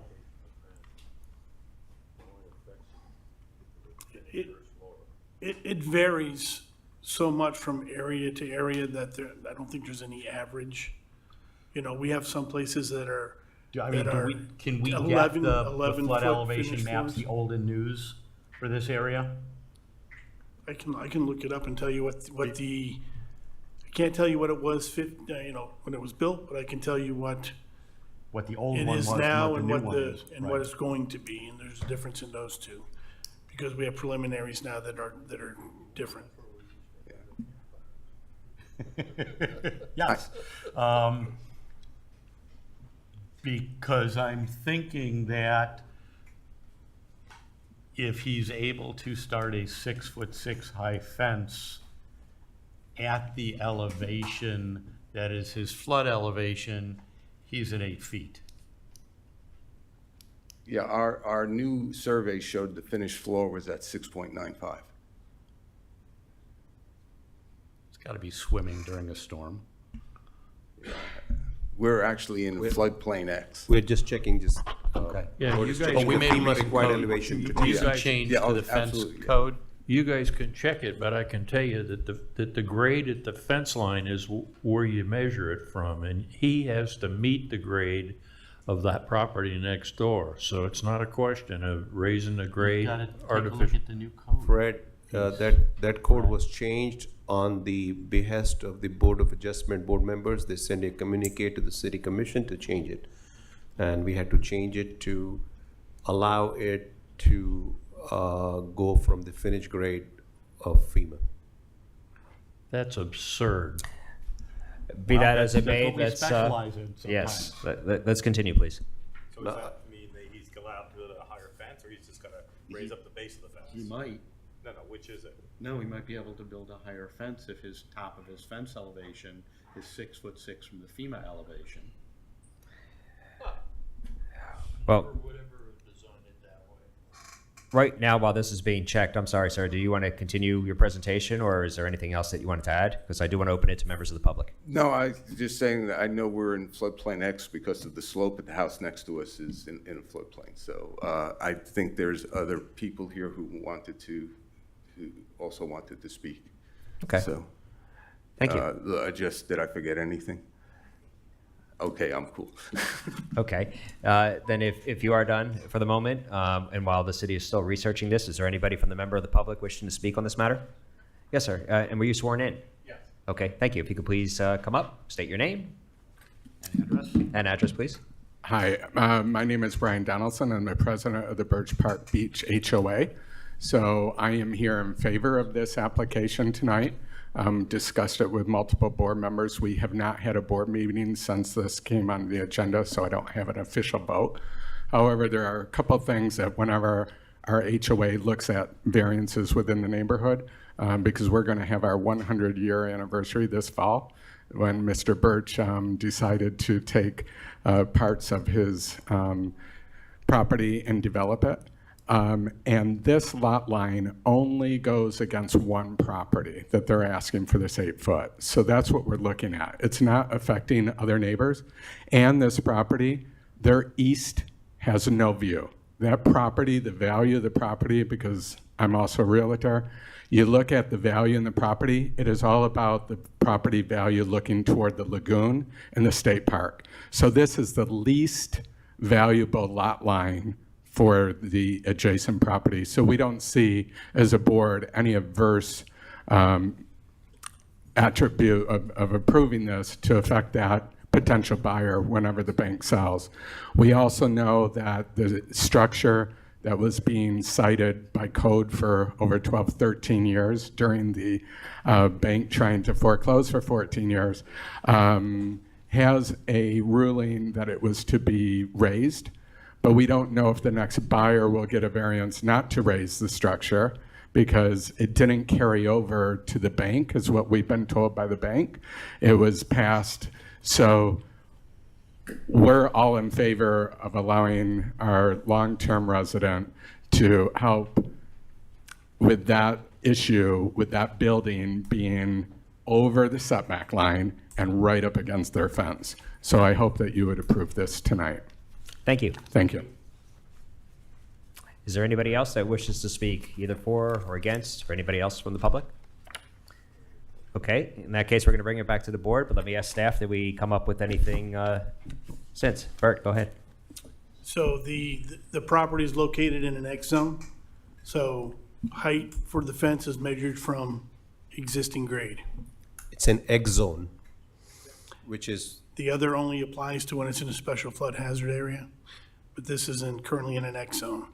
So whatever average grade is, that's how the fence is measured. This is in an X zone? How could that Yes. be? The next maps, when they're updated, it'll be in an AE6, but right now it's in an X zone. Okay. as we are discussing, it's X zone, and the coming maps, it would be AE6. Okay. On the backside of the dune. Still. Okay, let's bring it back to the board for discussion. Mr. Chairman, I do have a motion if you're ready. Okay. I believe that the unique circumstances of this property and its relationship to the next property and the construction, that granting a variance for fence height would meet the letter of and intent of the UDLR and meet the requirements for the issuance of a variance, and I would move in favor of the issuance of the variance. Do we have a second? Second. Okay, second by Mr. Wolf. Is there any discussion? Discussion? Go ahead, Fred. I would like somebody to explain one of the 5 reasons for us even considering a variance, and that is that it is not self-created. And if I ever saw one, this is a self-created variance. You'll have to explain that to me. Right there it is. No, you'll have to explain the self-created part of it. He's choosing to put an 8-foot fence up instead of one that meets the code. I would disagree. I think the characteristics of the neighbor's property lends itself to some hazards, whether it be a flood zone that I think the city's onto. It takes, unfortunately, with legalese and the process, it's taken too long to bring that property next door, which I thought was appalling when I looked at it today, with how many shades of green and orange that pool is. That the neighbor's doing his due diligence, and it means a lot to me that that homeowners association is supportive of it. It means a heck of a lot to me personally, and I'm going to be supportive of the motion.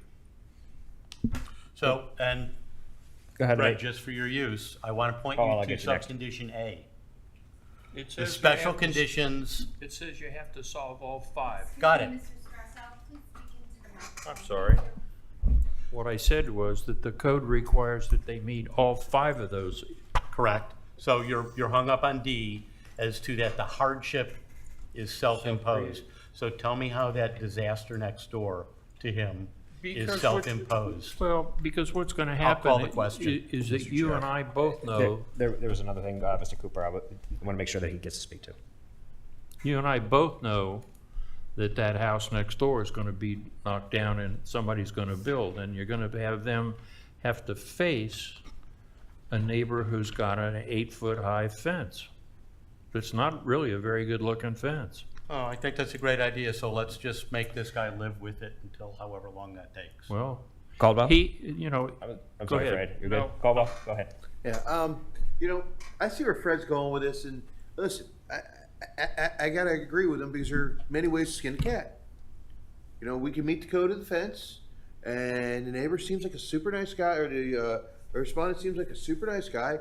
He could put some landscaping in there. There's a lot of things that can be done, and we're trying to give him a variance because this is gonna block his neighbor. Now, what happens when that house is knocked down and a new neighbor there now has an 8-foot wall next to him? The code was written for a reason. I think there's another way to do it, but that's just my opinion. Let me modify my motion. Go ahead.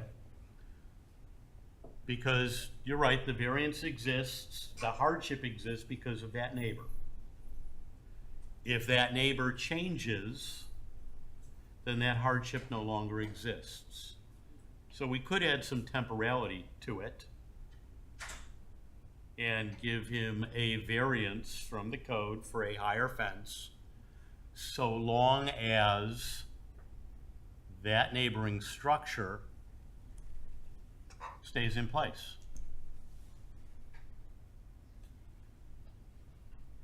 Once a new house is built, he's got to take his fence down. It's not that long of a stretch of fence to take down and replace with a 6-foot. How do you enforce that, though? Same way we enforce everything else. They can't protect the trees when you got a 45-inch diameter oak tree. Fred. Bless, Fred. bless. I just think Microphone. you're asking him to saw 2 feet off the top of a prefabricated plastic fence, and that's not realistic. So you're saying, well, take it down, and I can tell you that the building department can't enforce anything that they've got on the book now, much less trying 3 years to come along and tell this guy to take his fence down, because that's all we gave him time to have it up there. I think you just stretching it out. So we do have a My- modification to the motion. Let me ask if there's a second to that Second. modification. Okay. Second, and I would also, Go if that noxious property next door, which I think is just abhorrent, gets knocked down in a new building, which eventually will happen, I hope, it isn't gonna be sitting there on that flood. They're gonna raise that structure up, and pretty much, I'm pretty convinced they will.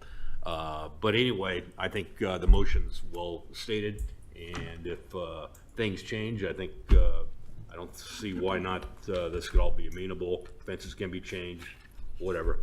But I think that's a good solution for right now. Sorry for my 13 years is a long time to live next to something like that. sorry for my slurring my speech. I'm getting over a periodontal surgery, so I've got a. So the problem is not the house. with the microphone. fence. The problem isn't necessarily the house with the fence, which has been there. It's the fact that the hedge is dying. Well, the hedge could have been, The hedge hedge can could be have been replaced. replaced.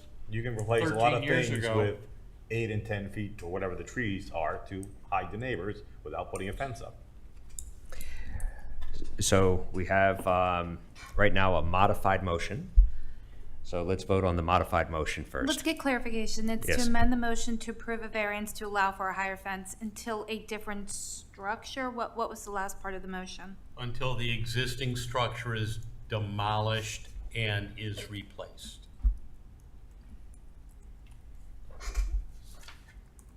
And, Mr. Chairman, I believe the applicant has a question or a concern that we might want to hear before we vote. And let's hear that just because there is a modification versus what you asked. So I understand the rules and the codes, and we always try to follow the rules and the codes. But sometimes, and that's why we haven't started any construction, but sometimes, from what I see happening in our neighborhood, there just seems to be a benefit of not following the rules and the codes and doing it and then begging forgiveness. So to address some of the concerns, you cannot guarantee what that next owner is going to do. We've had people there, first thing they do is they don't even look at the house. They go right to that cottage. The realtors come in and they run into that cottage, to the point where I had to call the realtor and say, you cannot advertise this as a rental. It is not supposed to be there. Now, you can say it's going to come down, but we just went through the entire neighborhood, including Brian and the homeowners association, to a special magistrates meeting where over 10 residents plus more physically showed up for the property, another property in our neighborhood right across the street, that wanted to totally pave their front yard and turning into a 5-car parking lot. And everybody in the city, all the nice gentlemen there who I've worked with in the past with different projects, said, will never happen. Well, they got an attorney, and guess what? I now look at a 5-car parking lot. So you cannot, I'm sorry, there's no guarantee that you can give me of what's going to happen to that property. And it has been over 13 years. As far as new hedges, it took us 20 years to get that hedge to the height it was. Okay? Where am I going to get a hedge at what nursery that's over 5 feet high? It'll take another 20 years for that hedge to fill in. Plus, we have a disease process down here called whitefly, and we've spent an inordinate amount of money on that, trying to preserve the hedges. So there's also a security concern. Now, I know a 6-foot fence or an 8-foot fence would give me the same security. And lastly, I do have another adjoining property next to me, diagonally on me, that has an 8-foot wall. And that was new construction. But that was, a big developer with lots of money and new construction. So we've been there since 1983. That house next to us is probably going to sell for $2+ million just for the lot. We didn't pay that. So we're just looking for some relief and some peace of mind and quality of life. I think we've waited long enough for the city to rectify that property. So. Sir, I have a quick question for you. You said the neighbor behind you, an 8-foot fence. Is that because they have an elevated grade when they built? I have no idea. They actually built one of the first 3-story homes in the neighborhood by, I think, digging down so that they could get their elevation. But yeah, it's 8 feet. If but 8 foot from your property? Yeah. 8 foot high? Well, right at the corner. If I stand right at the corner. Okay. It's catty corner to us. But I would think that the wall of what you're calling the wall, and we're going to put some landscaping on our side to accent the fence. It's just not going to be a wall. Would actually increase the value of the property next to us because it's going to make the entire backyard private. Okay. Thank you. Appreciate it. Thank you. So we still have a motion on the floor, modified. And are you clear on the motion, Leslie? Yes. Okay. Then in that case, let's take a vote. I'd like to have her read the motion. Okay. Leslie, if you would, please. Yes, the amended motion was to approve the variance to allow for a higher fence until the existing structure is demolished and or replaced. Can I modify that? The original, I don't know that or was in that motion. Demolished and replaced. And replaced. Do you want the original motion? No, I think you're saying you want to offer a friendly amendment? Yes. We'll see how friendly it is. Okay. I'd like to modify it that the new neighbor has the option of replacing the fence himself. It's not up to the city to tell you to take it down. If they tear the house down, it's not up to, you don't have to take your fence down, but if the neighbor wants to replace it with a 6-foot fence, he is able to, at his expense. No? I don't think the neighbor could replace somebody else's fence. Oh, he put it on his own property line. But I don't think the city's gonna come back and say, I don't like the fact that you're saying, okay, if you tear it down, he's gonna take his fence down. I think it should be only if the neighbor wants a 6-foot fence. Otherwise, you're putting a If a great idea, That but can't do if it. we're going to Fred's idea of what I wanted is impossible to enforce, you've leaped further over the line, I think. Got any good attorney jokes? What? Let's No, call it. that involves skid marks and, yeah. Well, I was just taking Okay. the trigger off of tearing the house down. I was just making it. The way you wrote it, I believe, says he's gonna To the take house, it, if right. the house comes down. he's And gonna- is rebuilt. And is rebuilt, he's gonna take his fence down. He's gotta bring it down to a 6-foot fence. Right, so I was just not, I was taking that away and saying, only if the guy wants it. I'm not keying it off of taking the house down and rebuilding it. Maybe everybody will be happy with the fence. Okay, I do have a question for the city staff. Let's say this motion passes. And then let's state that the neighbor next door increases the elevation when they rebuild. He's going to. So does that mean that he could come back to ask to keep his 8-foot fence? Board, Be a new variance uh, request. it's very hard to answer the hypothetical question. I think very well, they might be able to keep the 8-foot fence with the, I mean, because it's an X zone right now, but as Bird is saying, if it goes to 6, this, Not gonna change it to property line. Uh, If they raise the grade on the house next door, they cannot raise the grade on the property line adjacent. I don't think that's what he's No, no, saying. no, no. But that's not what the code the height section of the reads. fence will be measured from the finished floor elevation of the principal structure. And you're saying too that if the flood map changes, Then he'd be entitled to it by right at that point. I mean, I don't have an exact answer, but maybe I'm saying, That's it. maybe, yes. That's insane.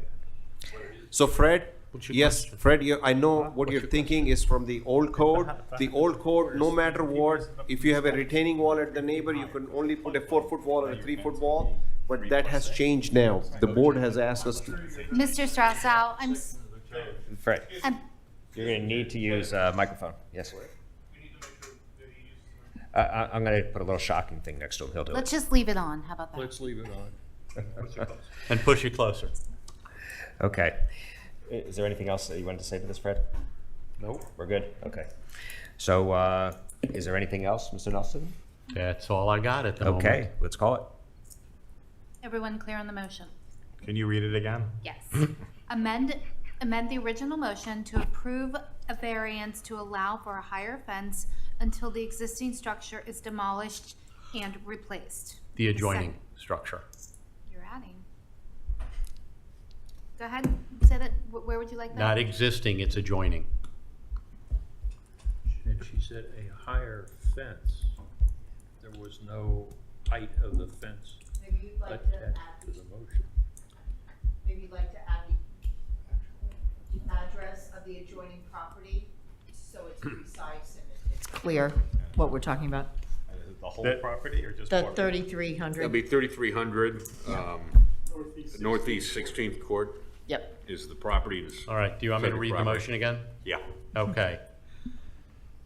We move that because it meets the requirements for variance under 4724-12, that the variance be granted to allow an 8-foot fence on the property line adjoining the applicant's property and 3,300 Northeast 16th Court. 3,300 Northeast 16th Court, and that fence be allowed to remain until such time as the structure on 3,300 Northeast 16th Court. 16th Court is demolished and rebuilt. What's that gonna do?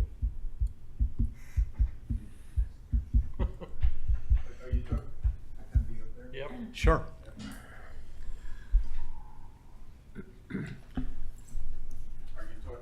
Turn on the mic. The whole set of houses, the granny flat, everything.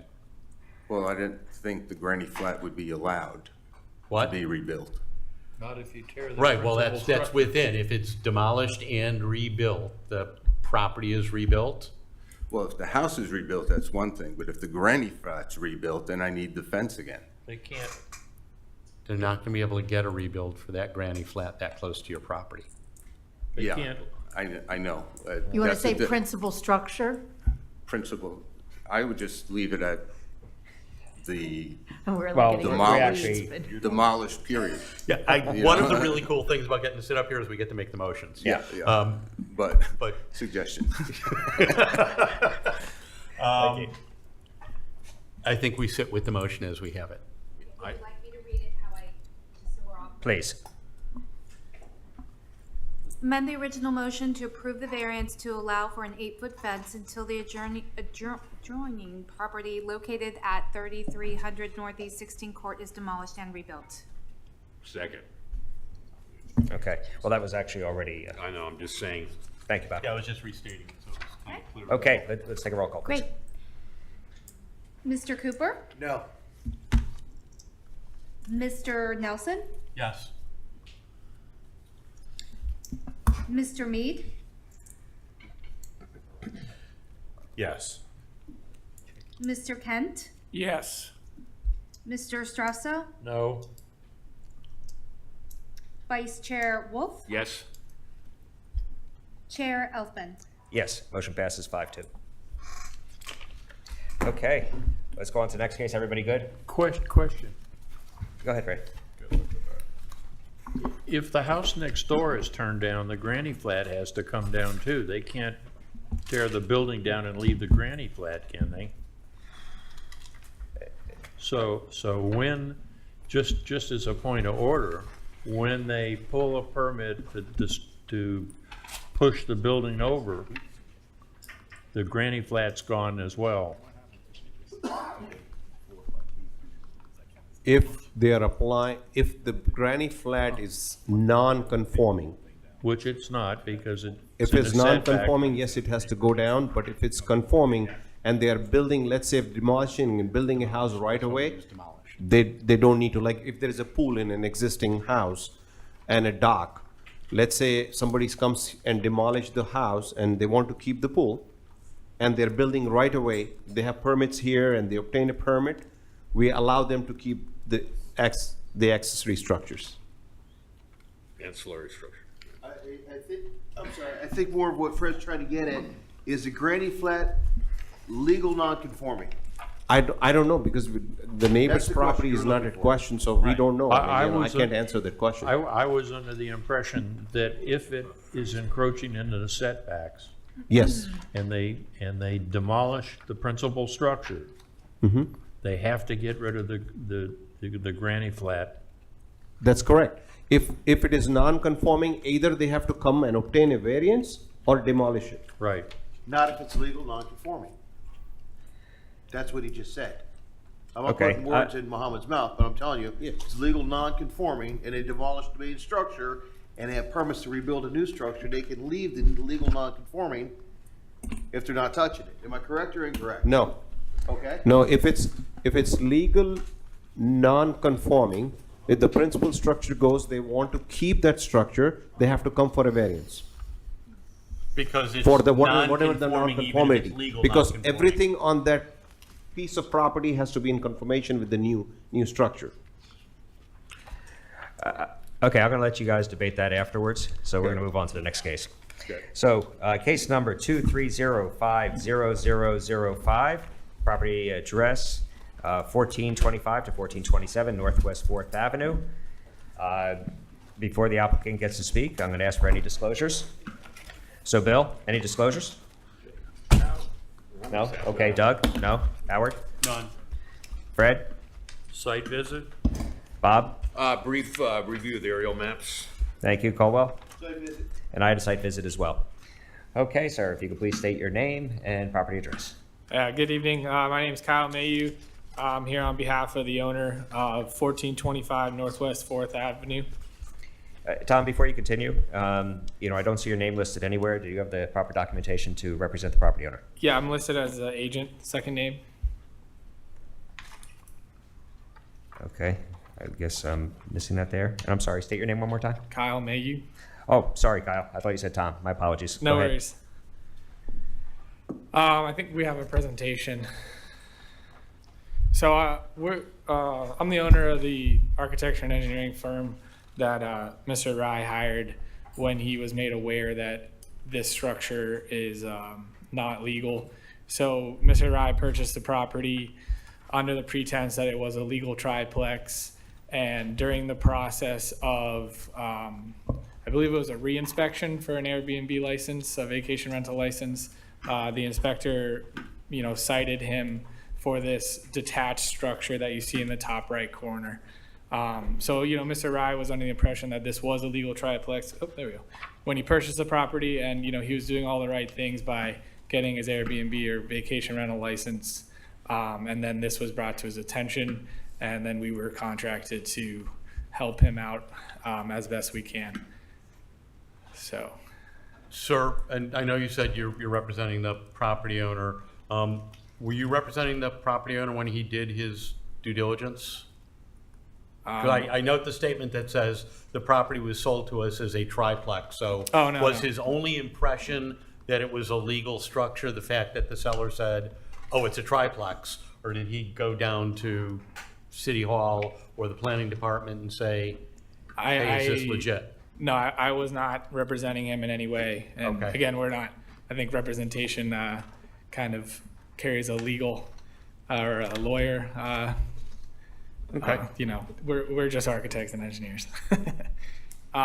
So yeah, that's basically the details. The client does live in the subject unit and rents out the other two.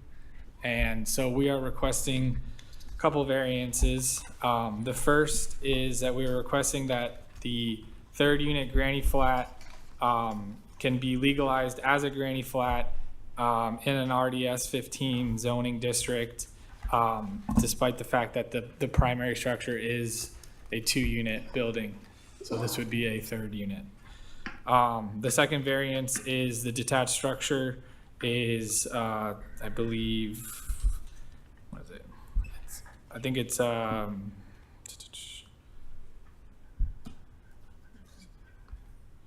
it's 198 square foot larger than the code allows.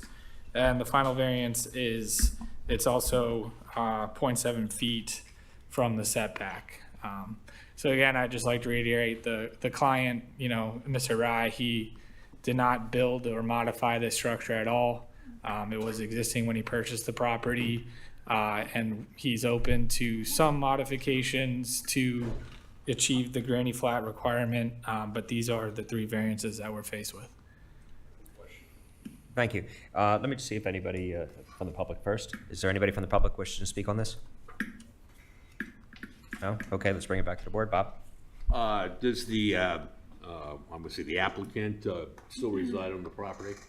Yeah, my understanding is yes, he resides I there. noticed on my record, this is not to be confused with my other hat, but I noticed we have it flagged for homestead removal at the end of the year because another department doesn't believe he resides on the property.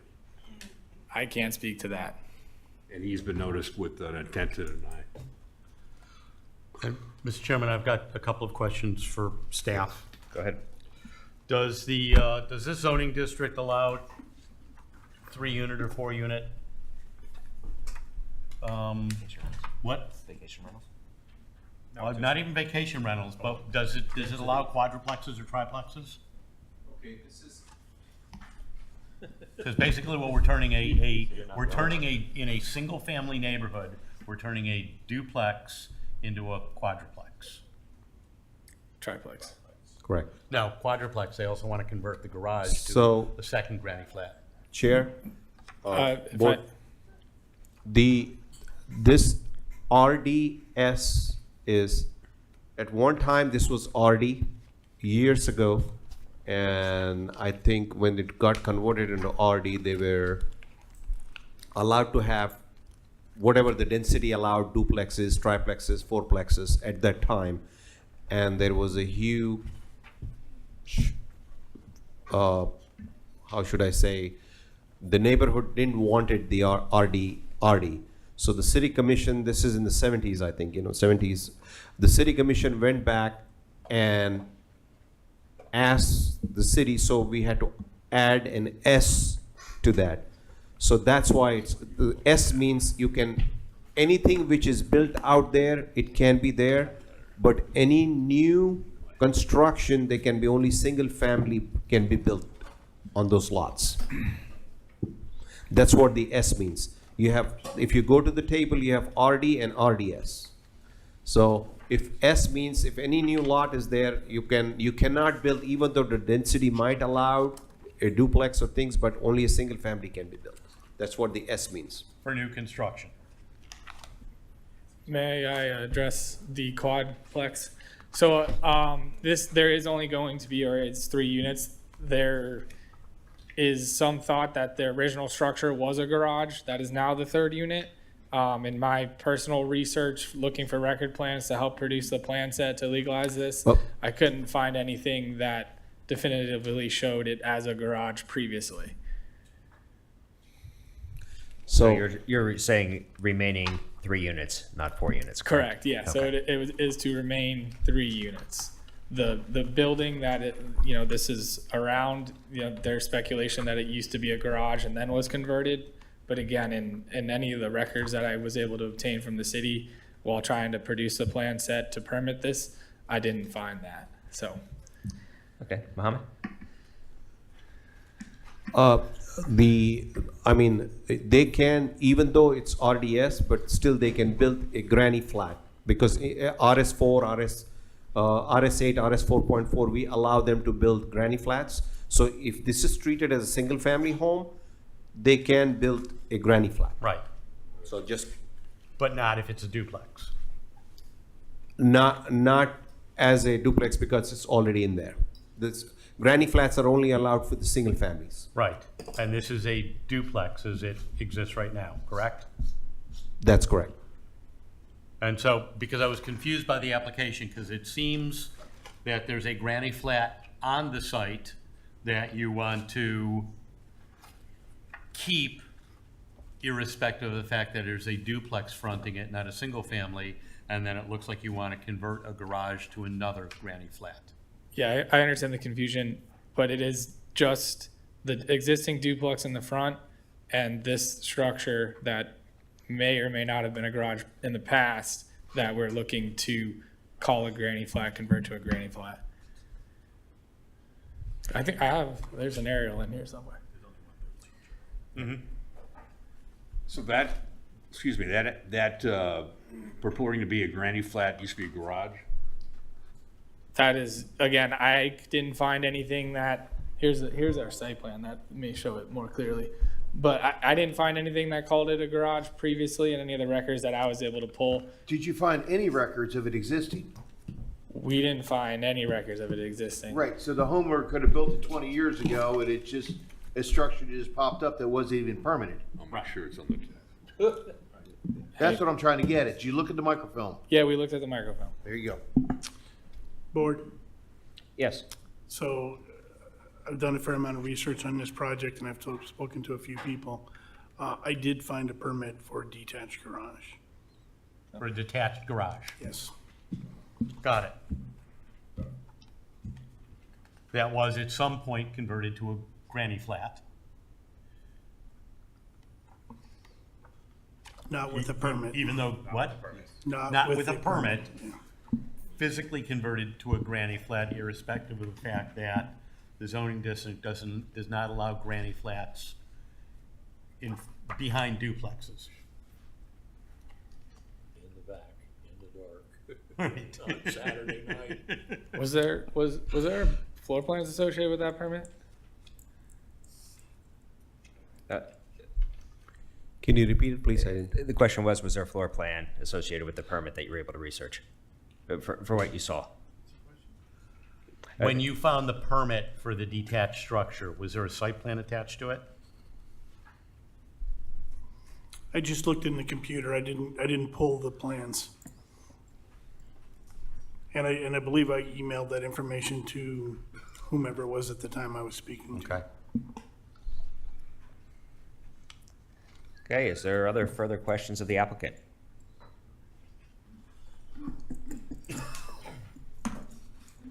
Okay, well, in that case, no other questions. I'll entertain a motion. I move that the 3 variances requested by the applicant be approved because they meet the requirements for a variance pursuant to 4724.12. And is there a second, Fred? Yeah, Will you make I'll a second? second that. Okay. Microphone. Say it again. I will second that. Thank you, Fred. Okay, a motion and a second. Any further discussion? Okay, roll call, please. Excuse me. Mr. Nelson? No. Mr. Cooper? No. Mr. Mead? No. Mr. Kent? No. Mr. Stresso? No. Vice Chair Wolf? No. Chair Elfman? No. Okay, fails. Thank you. Fails. A question? I'm still gonna help the client through the, I think, code violation process. I think he does have a code violation. So are we saying we need to tear this down or convert it back to what could be a garage, or what is the next action I here? think you could legally convert it back to a garage. You will probably want to go find the approved plan sets. But make a nice garage. Question is, you have a code case? You have a code case on it? If there's a code case, code always permits you to return it to its original permitted use, and they'll close the case. Okay, thank you. Get with them about any permits that are needed. Understood. Thank you, guys. Okay, thank you very much. Next case. First of all, board, you okay? Keep on going, or do you need a 5-minute break? I want to. The elderly among us could definitely use a 5-minute break. Okay, Not you, me. let's keep it to 5 minutes.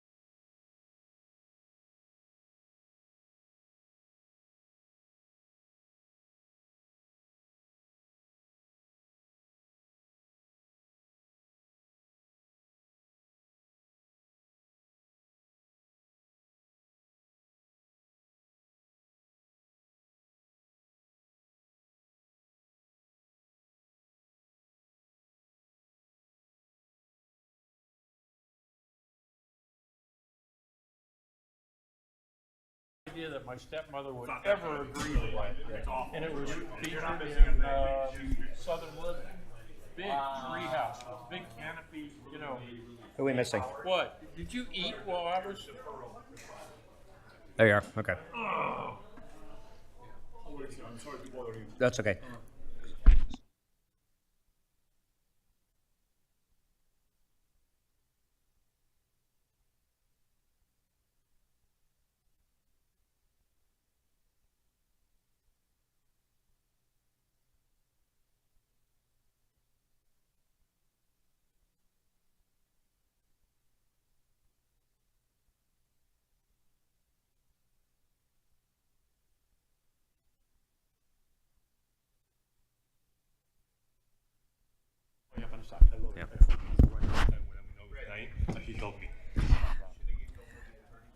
Okay, are we ready to, are we recording? Okay, thank you. I call this meeting back to order. Do we have a person that is missing in action? Okay, we don't have Bob Wolf? Okay, well, we still have enough, we can get it started. Okay, next case number 2306-0001, property address 2935 Riverland Road, disclosures first. Wait, do we want to take the deferral? Yeah, should we do disclosures before we defer? Oh, is it his? That is it. Oh, got it. Okay, so Bill, any disclosures? Disclosures? Disclosures? None? Doug? None. Okay. Site visit? Site visit? Site visit. Okay, thank you. So, sir, please state your name and property address. 2935 Riverland Road.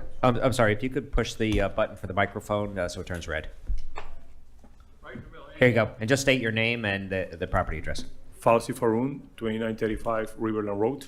Okay. And I believe you're asking for a deferral Yes, to the sir. next meeting, August 9th? Yes. Okay. I would move for a deferral of this matter till the next regularly scheduled meeting of this board. Second.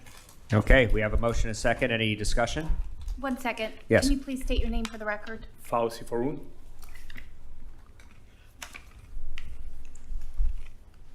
Okay. Do you want to spell your name for her? Or You okay? probably filled it out, but who are you in relation to? I don't see you on the case. I'm the owner. Great. So we have a motion and a second. Any discussion? Okay, let's do a roll call for the vote. Sorry, one more time. Nelson for the first, and the second was Stressed out. Stressed out. microphone. Fred Stressaw strikes again. Thank you.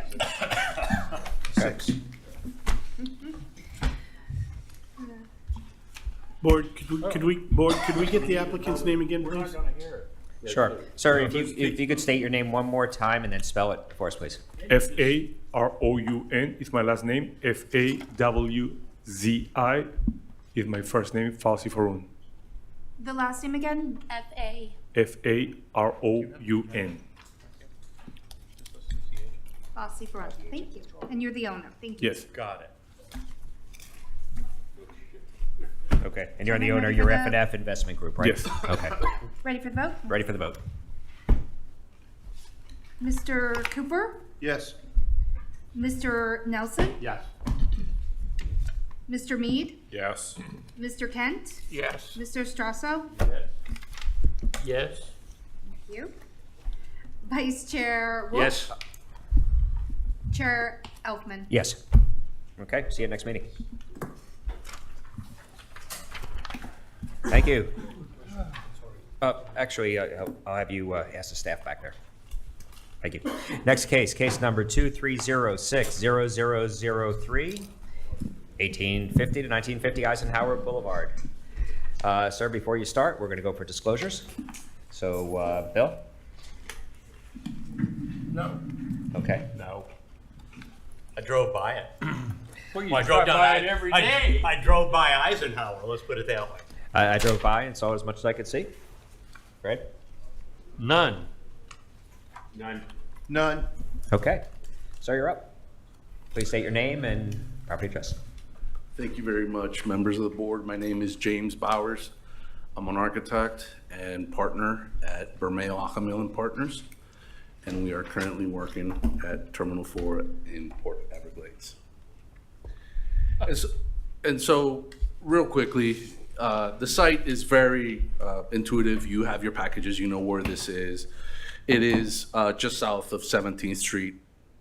And I'm sorry, for the record, although it does not require recusal, my firm does have more than several cases or several files that we are doing with Bermeo Ahamil at the moment.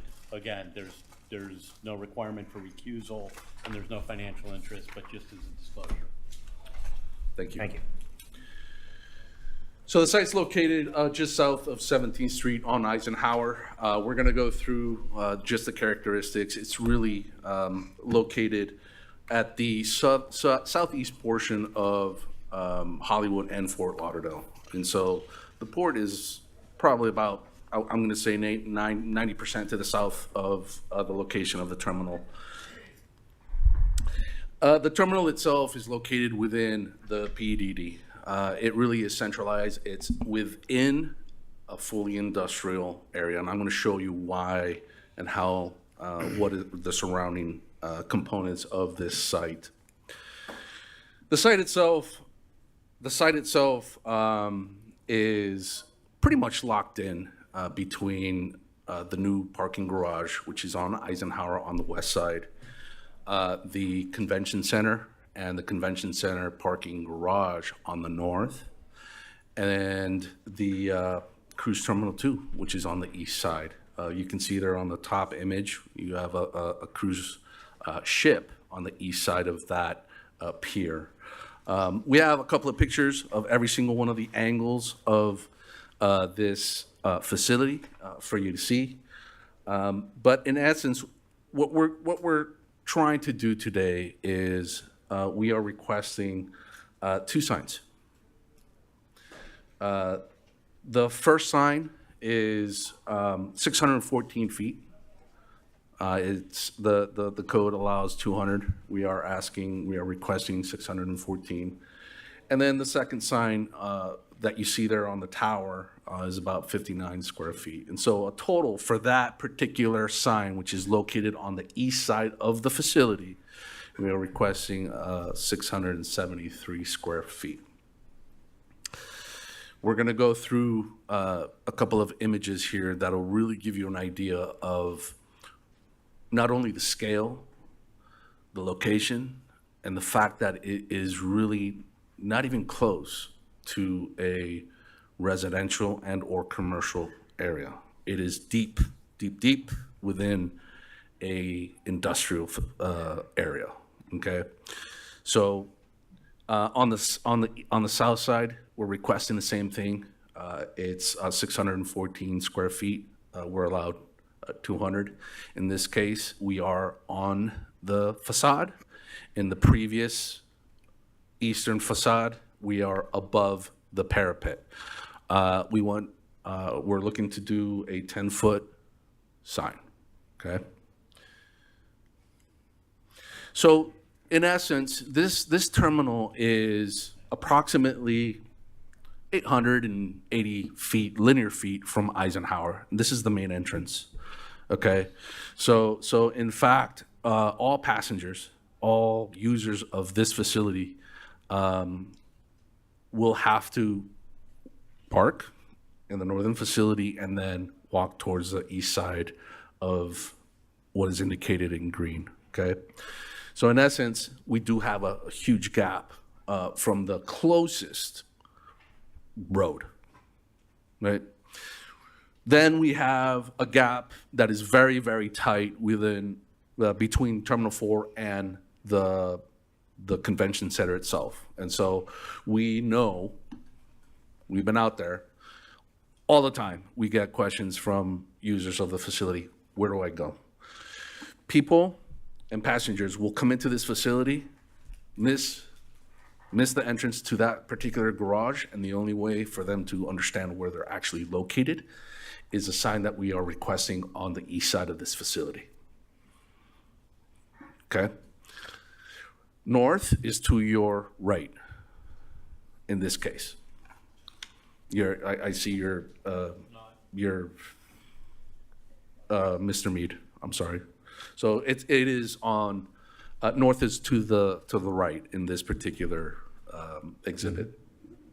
So in essence, we have the site located in the red box, okay? This is gonna give you an idea of how remote and how isolated this terminal, this facility is. And so from US 1, we're 4,600 linear feet away, okay? Of that 4,600 feet, the majority of it is industrial. You can see all of the silos, you can see all of the port offices and all of the industrial components within the port itself, okay? So that is directly west, I'm sorry, from the terminal itself. To the north, we have 1,450 linear feet, okay? Northwise, there's no visibility from 17th towards the facility itself. It is completely covered and obstructed by the convention center and cruise terminal 2. But more importantly, the closest residential area is over 1,600 linear feet away. This is over a third of a mile.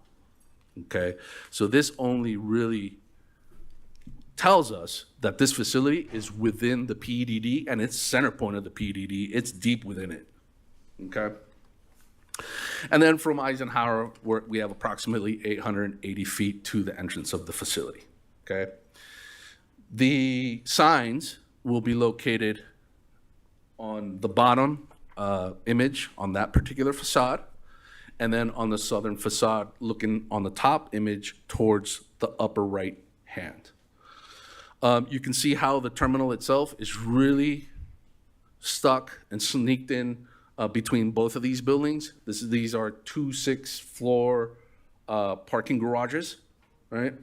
And then you can see the connection from the parking garage, the new connection from the parking garage tunnel on the bottom image to Cruise Terminal 2.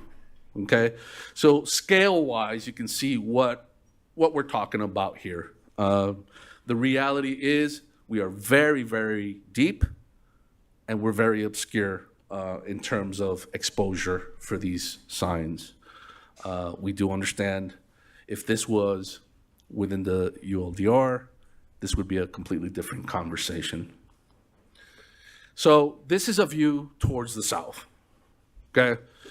The sign would be on this, one of the signs would be on this particular facade. This is what you see. You have container ships, you have silos, and you have port offices on the right. So this is zero, to some degree, zero exposure to that particular sign that we are asking for on the south side of the building. This is another view between the parking garage and the existing terminal itself. As you can see, this is very, again, industrial, containers, warehouses, silos, a fully functional port. And so that is the exposure to the south side. To the west, we have Eisenhower, which is what you see on the bottom side of this image. And then to the background of it, we have offices and large silos. And this is the 4,600 linear feet to US 1. This is what you're looking at, okay? And so what we did is we came down to the apron, or the pier, if you will, and we took a picture. We said, look, you know, what are we actually looking at on the east side, okay? These are residences that are over a third of a mile away, okay? You can see the scale. Very, very small, very unobtrusive. And so what we did is we said, okay, let's talk about impact here, right? Let's talk about impact. We have a rendering, which is obviously shown on the top side of this image, that shows a pier, existing pier, that is on a residential home on the east side of the turning basin. That rendering literally shows our sign, which you can barely see. And so, just so that you're very aware, Cruise Terminal 2 is to the right of it, then the convention center is to the right of that, okay? So to verify our rendering, we went out there, we took a photograph of what our project would look like at that point. You can see the similarities in scale from the rendering to the photograph. So just before you walk away from this, because I want to make sure what I'm looking at is actually where your sign is. So as I go all the way to the left of that sketch, just before I hit the obviously Disney cruise ship, it's that tiny little pop of red in the tower. Correct. Got it. And to the right of it is the sign, the 10-foot sign that we are requesting. And the issue is the 600 and such square feet really encases the letters in a box, not the letters themselves. And so just because of the type of lettering, the font, the color, it's very unobtrusive. The reality is, it's not a lit sign. These are not lit signs. They are not within the urban fabric. They are very far away from the first residential area. And at the end of the day, you're gonna have a ship in front of it, just like you see here. Yeah. In fact, if you look at the aerial image to the right side, you can see another the ship, Princess, that will be obviously using the port and their facilities accordingly. And so with that, the fact that we really believe that we're not part of the urban fabric, we're very, very far away from any type of substantial urban fabric, if you will, commercial, retail, residential, et cetera. We really think that we're in a bind here in terms of location, size, et cetera. And so we do ask that you approve us in moving forward. Thank you. Thank you. Before we bring it back to the board, is there anybody from the public that wants to speak on this? Okay, seeing none, I bring it back to board for any questions, discussion. Chairman, I've got one question, and I want to preface the question by saying how happy I think the people of Fort Lauderdale are to get this cruise line here and the great work that our Convention and Visitors Bureau did to get them down here. Stacy did a good job. Do you think without the signage that, especially in the security-prone area of the port, that it is dangerous to try to find the location without that signage there? Dangerous in what way? Dangerous in terms of potential cruise line attendees getting lost or just wandering around and potentially wandering into the freight area or the roll on and roll off. Yeah? No. The port is a very secure port. You bet it is. We work ports and do planning and all kinds of detailed work for ports around the world. We've touched every single port within the United States. We work in Miami, West Palm Beach. We work in every single port. I can tell you that Port Everglades is one of the safest ports, just because I mean in terms of them not getting lost and potentially ending up in an area that they have no idea how to get out of. But it's so you don't see the sign. Not only You don't see the sign. It's on two sides of water. Or am I missing this? It's not a directional sign for driving. It's on the side of the building. Top of the building on page. Yeah, correct. Directs them to the building. No, it doesn't. On It's page facing the 14. water on two sides. Go to page 14 on your list. Then Okay, since what I'm we're, seeing is that if you're facing water, you're already on the ship and looking at a sign, or you're a mile and a half away and looking at it. I'm not seeing anybody in a car seeing a sign, or I have it you are backwards.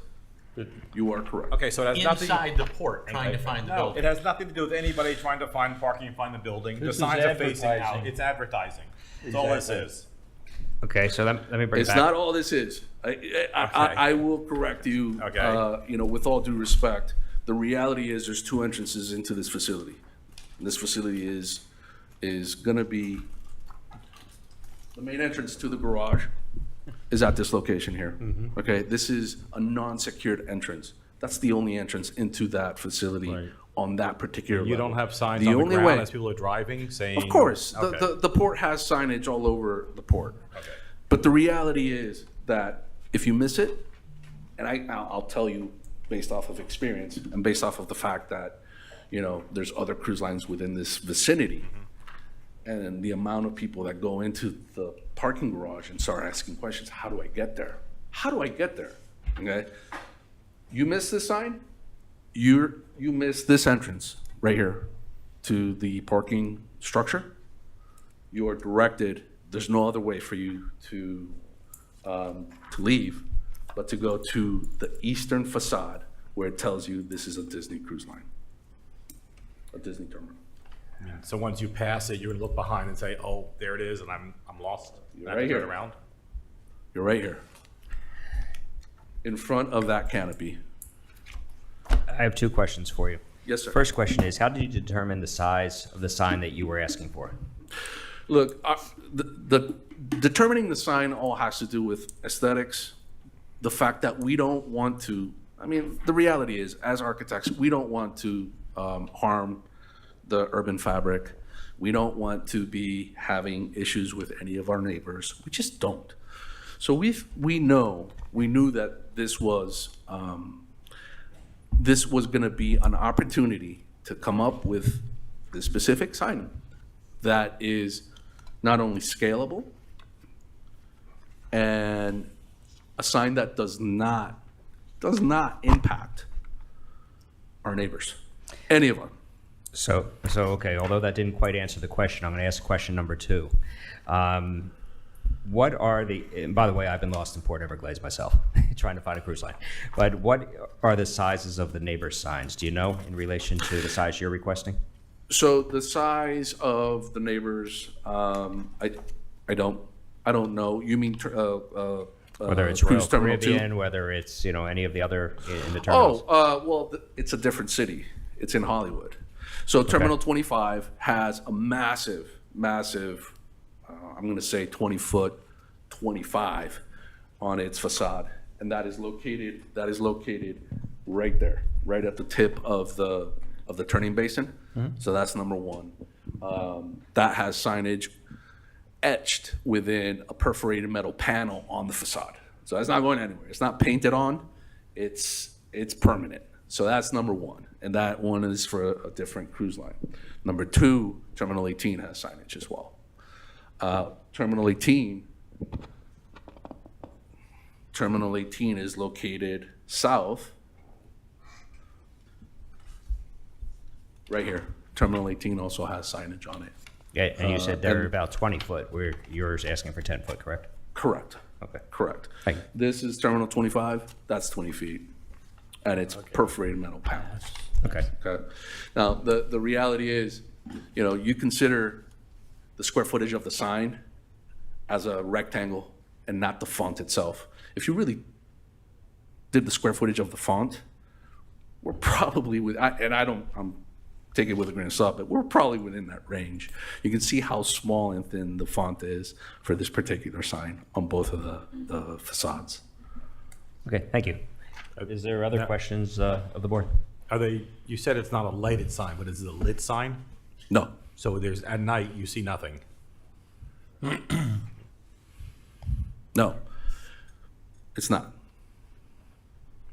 Look, we've done this here, Port Everglades, Port of Miami, and, you know, Port of Miami is all about the bling, right? It's all about the lights. We just finished NCL. Their letters are 36 feet tall, you know, and they're lit.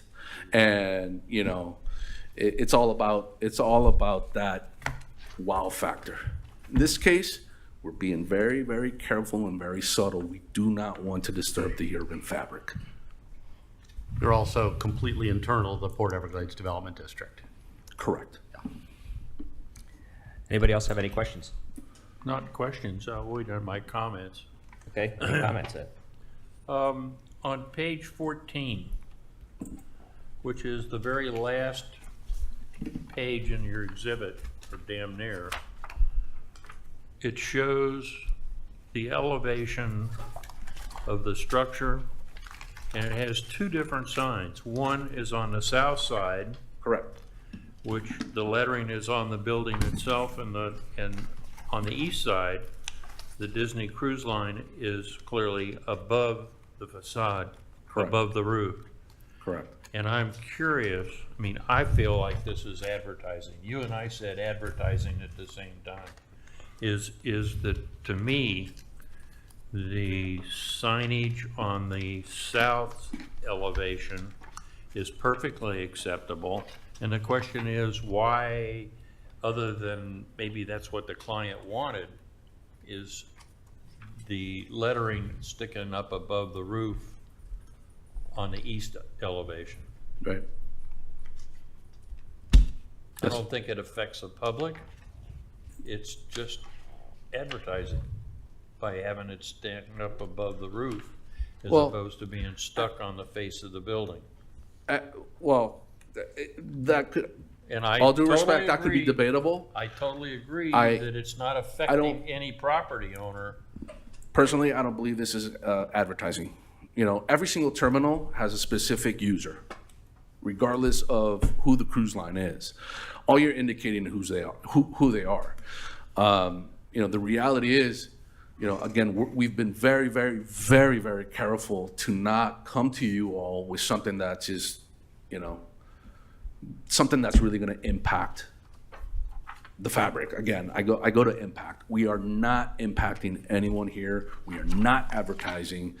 All we are asking for is to have a little bit taller sign, which is above the parapet on the east side and on the face of the wall of the southern facade on the south side.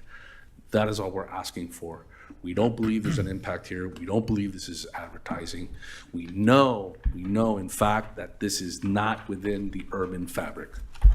I understand if you tell me drive down, you know, Las Olas or drive down to any one of these places close to the urban fabric, to where the city and the downtown area is. I get it, I understand.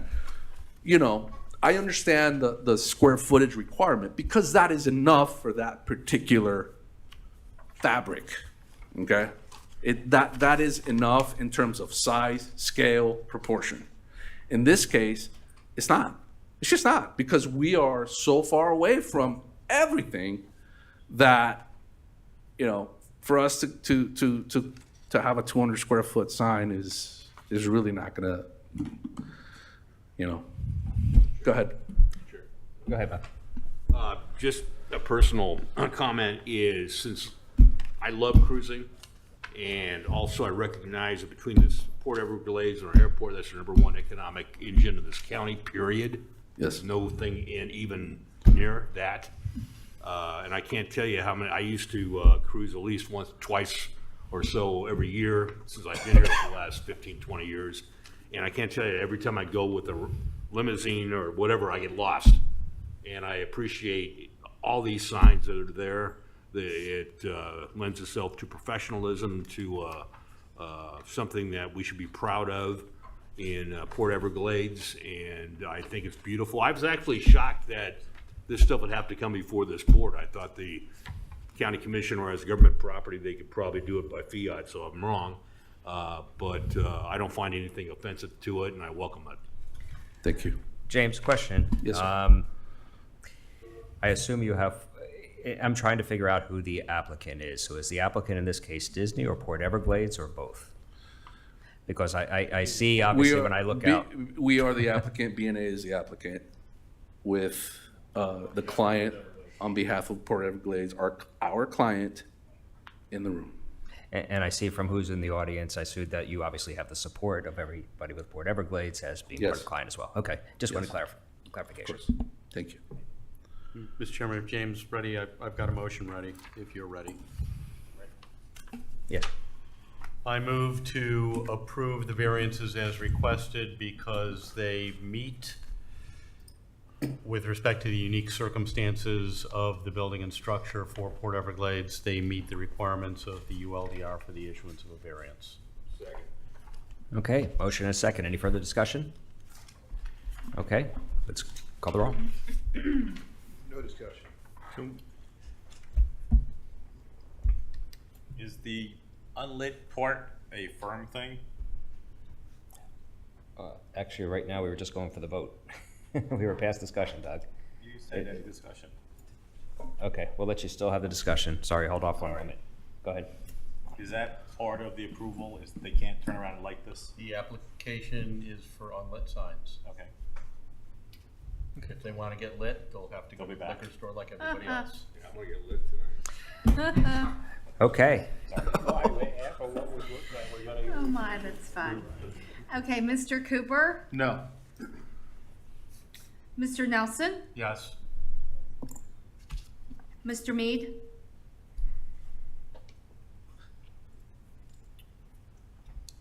Yes.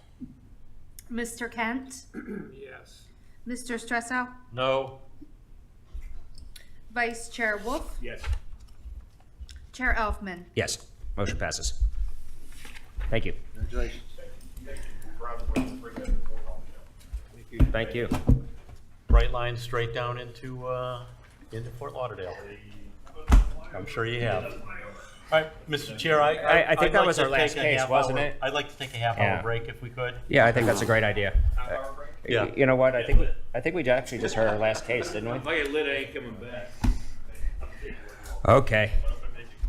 Okay, we'll give you a break, Jason. Case number 23060004, 715 East Las Olas Boulevard. Disclosures. Bill? Thank you. Doug? Spoke to lawyer. Okay. I had a brief, non-substantive conversation with counsel for the applicant. Okay, I had a site visit, and I don't remember if I hadn't had a discussion. I did have a discussion. Okay, there we go. I had a site visit, and contrary to my normal attitude towards applicants, I did spend a little bit of time talking to him about drinking and where to eat, and had nothing to do with this application. Okay.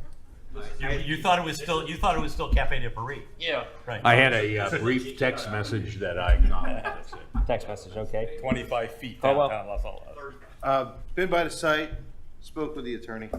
Okay. Okay, Jason? Mr. Chair, members of the board, Jason Crushlaw on behalf of the applicant, which in this case is Preston Holdings, which is a subsidiary of the Las Olas Company, the owner of the property. The tenant is Voodoo Bayou. The site is located at,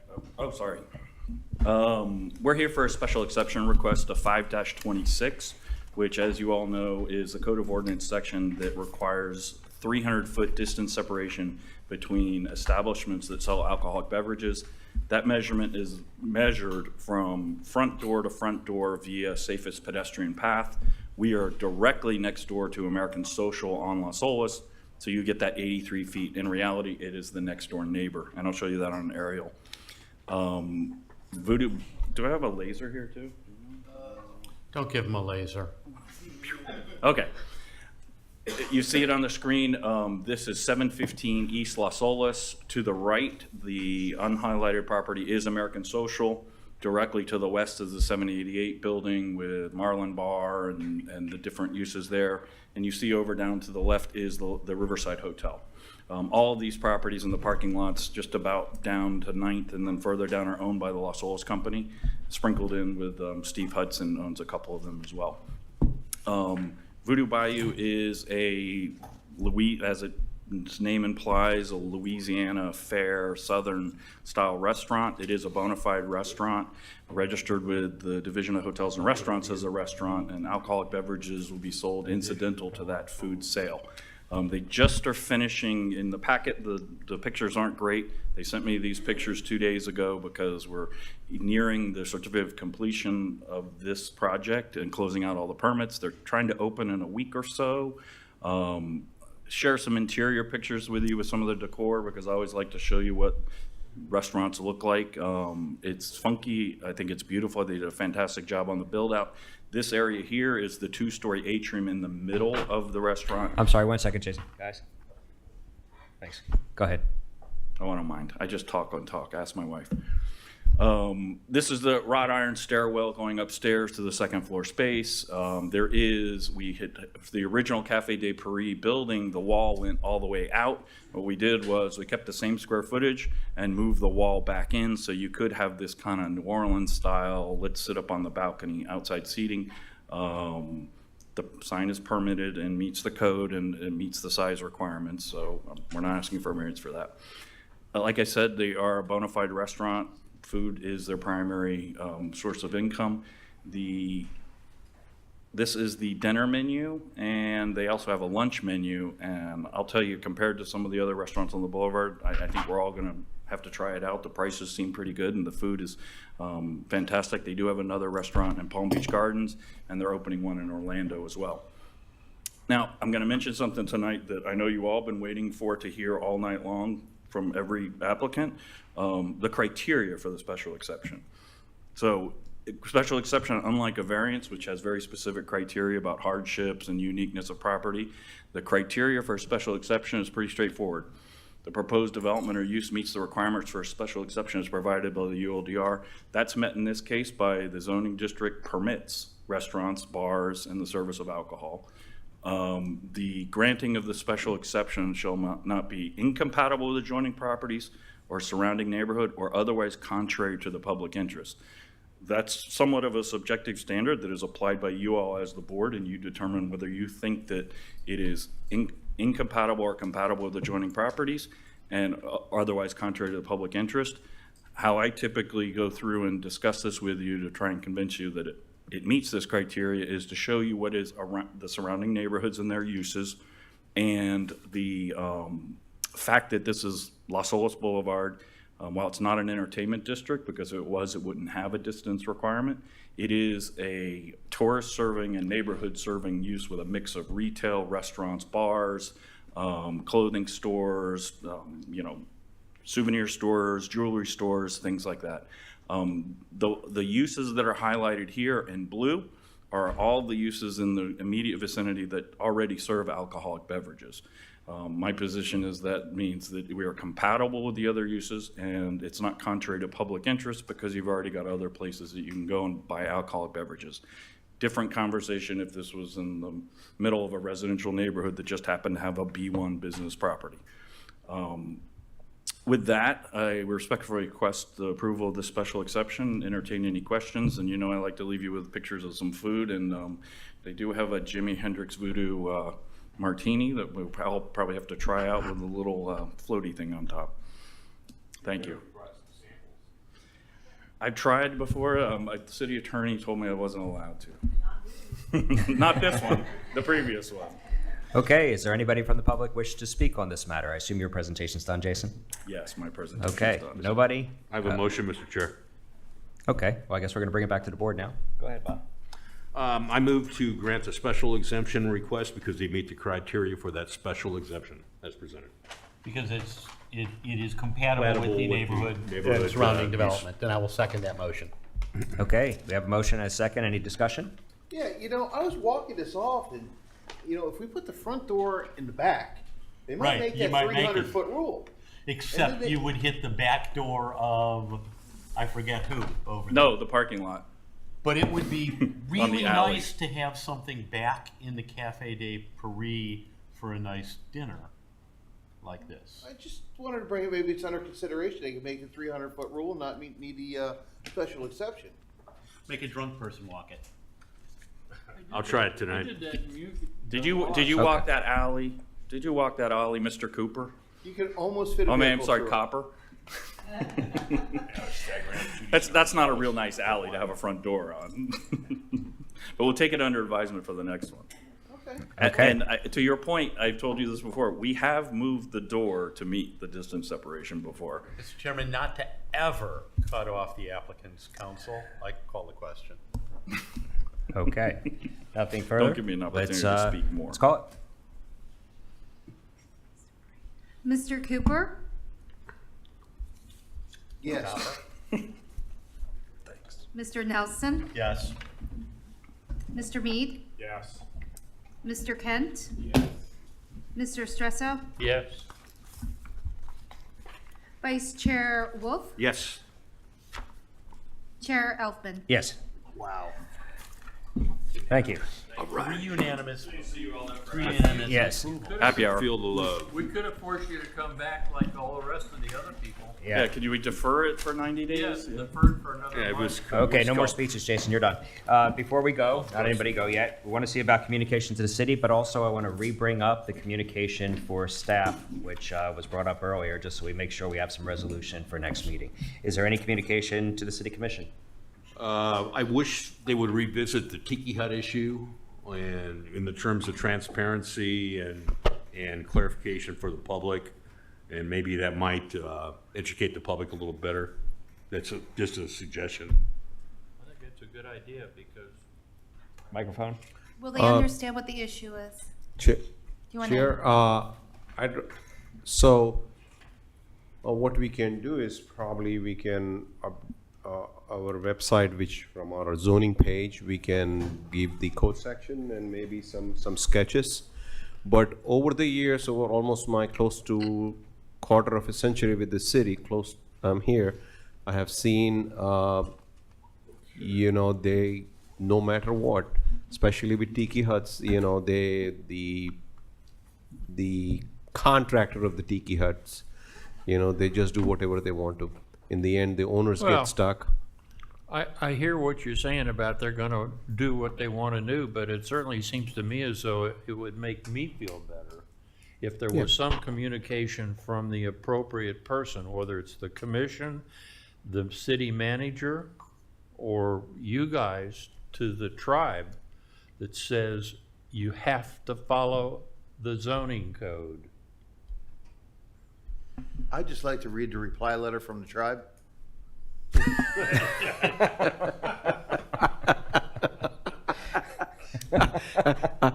Mr. Cooper, I read the writing on the wall. I mean, I suspect we're costing these people $20,000 or $25,000. Yeah. Times how many we've. And I saw your hands went both ways.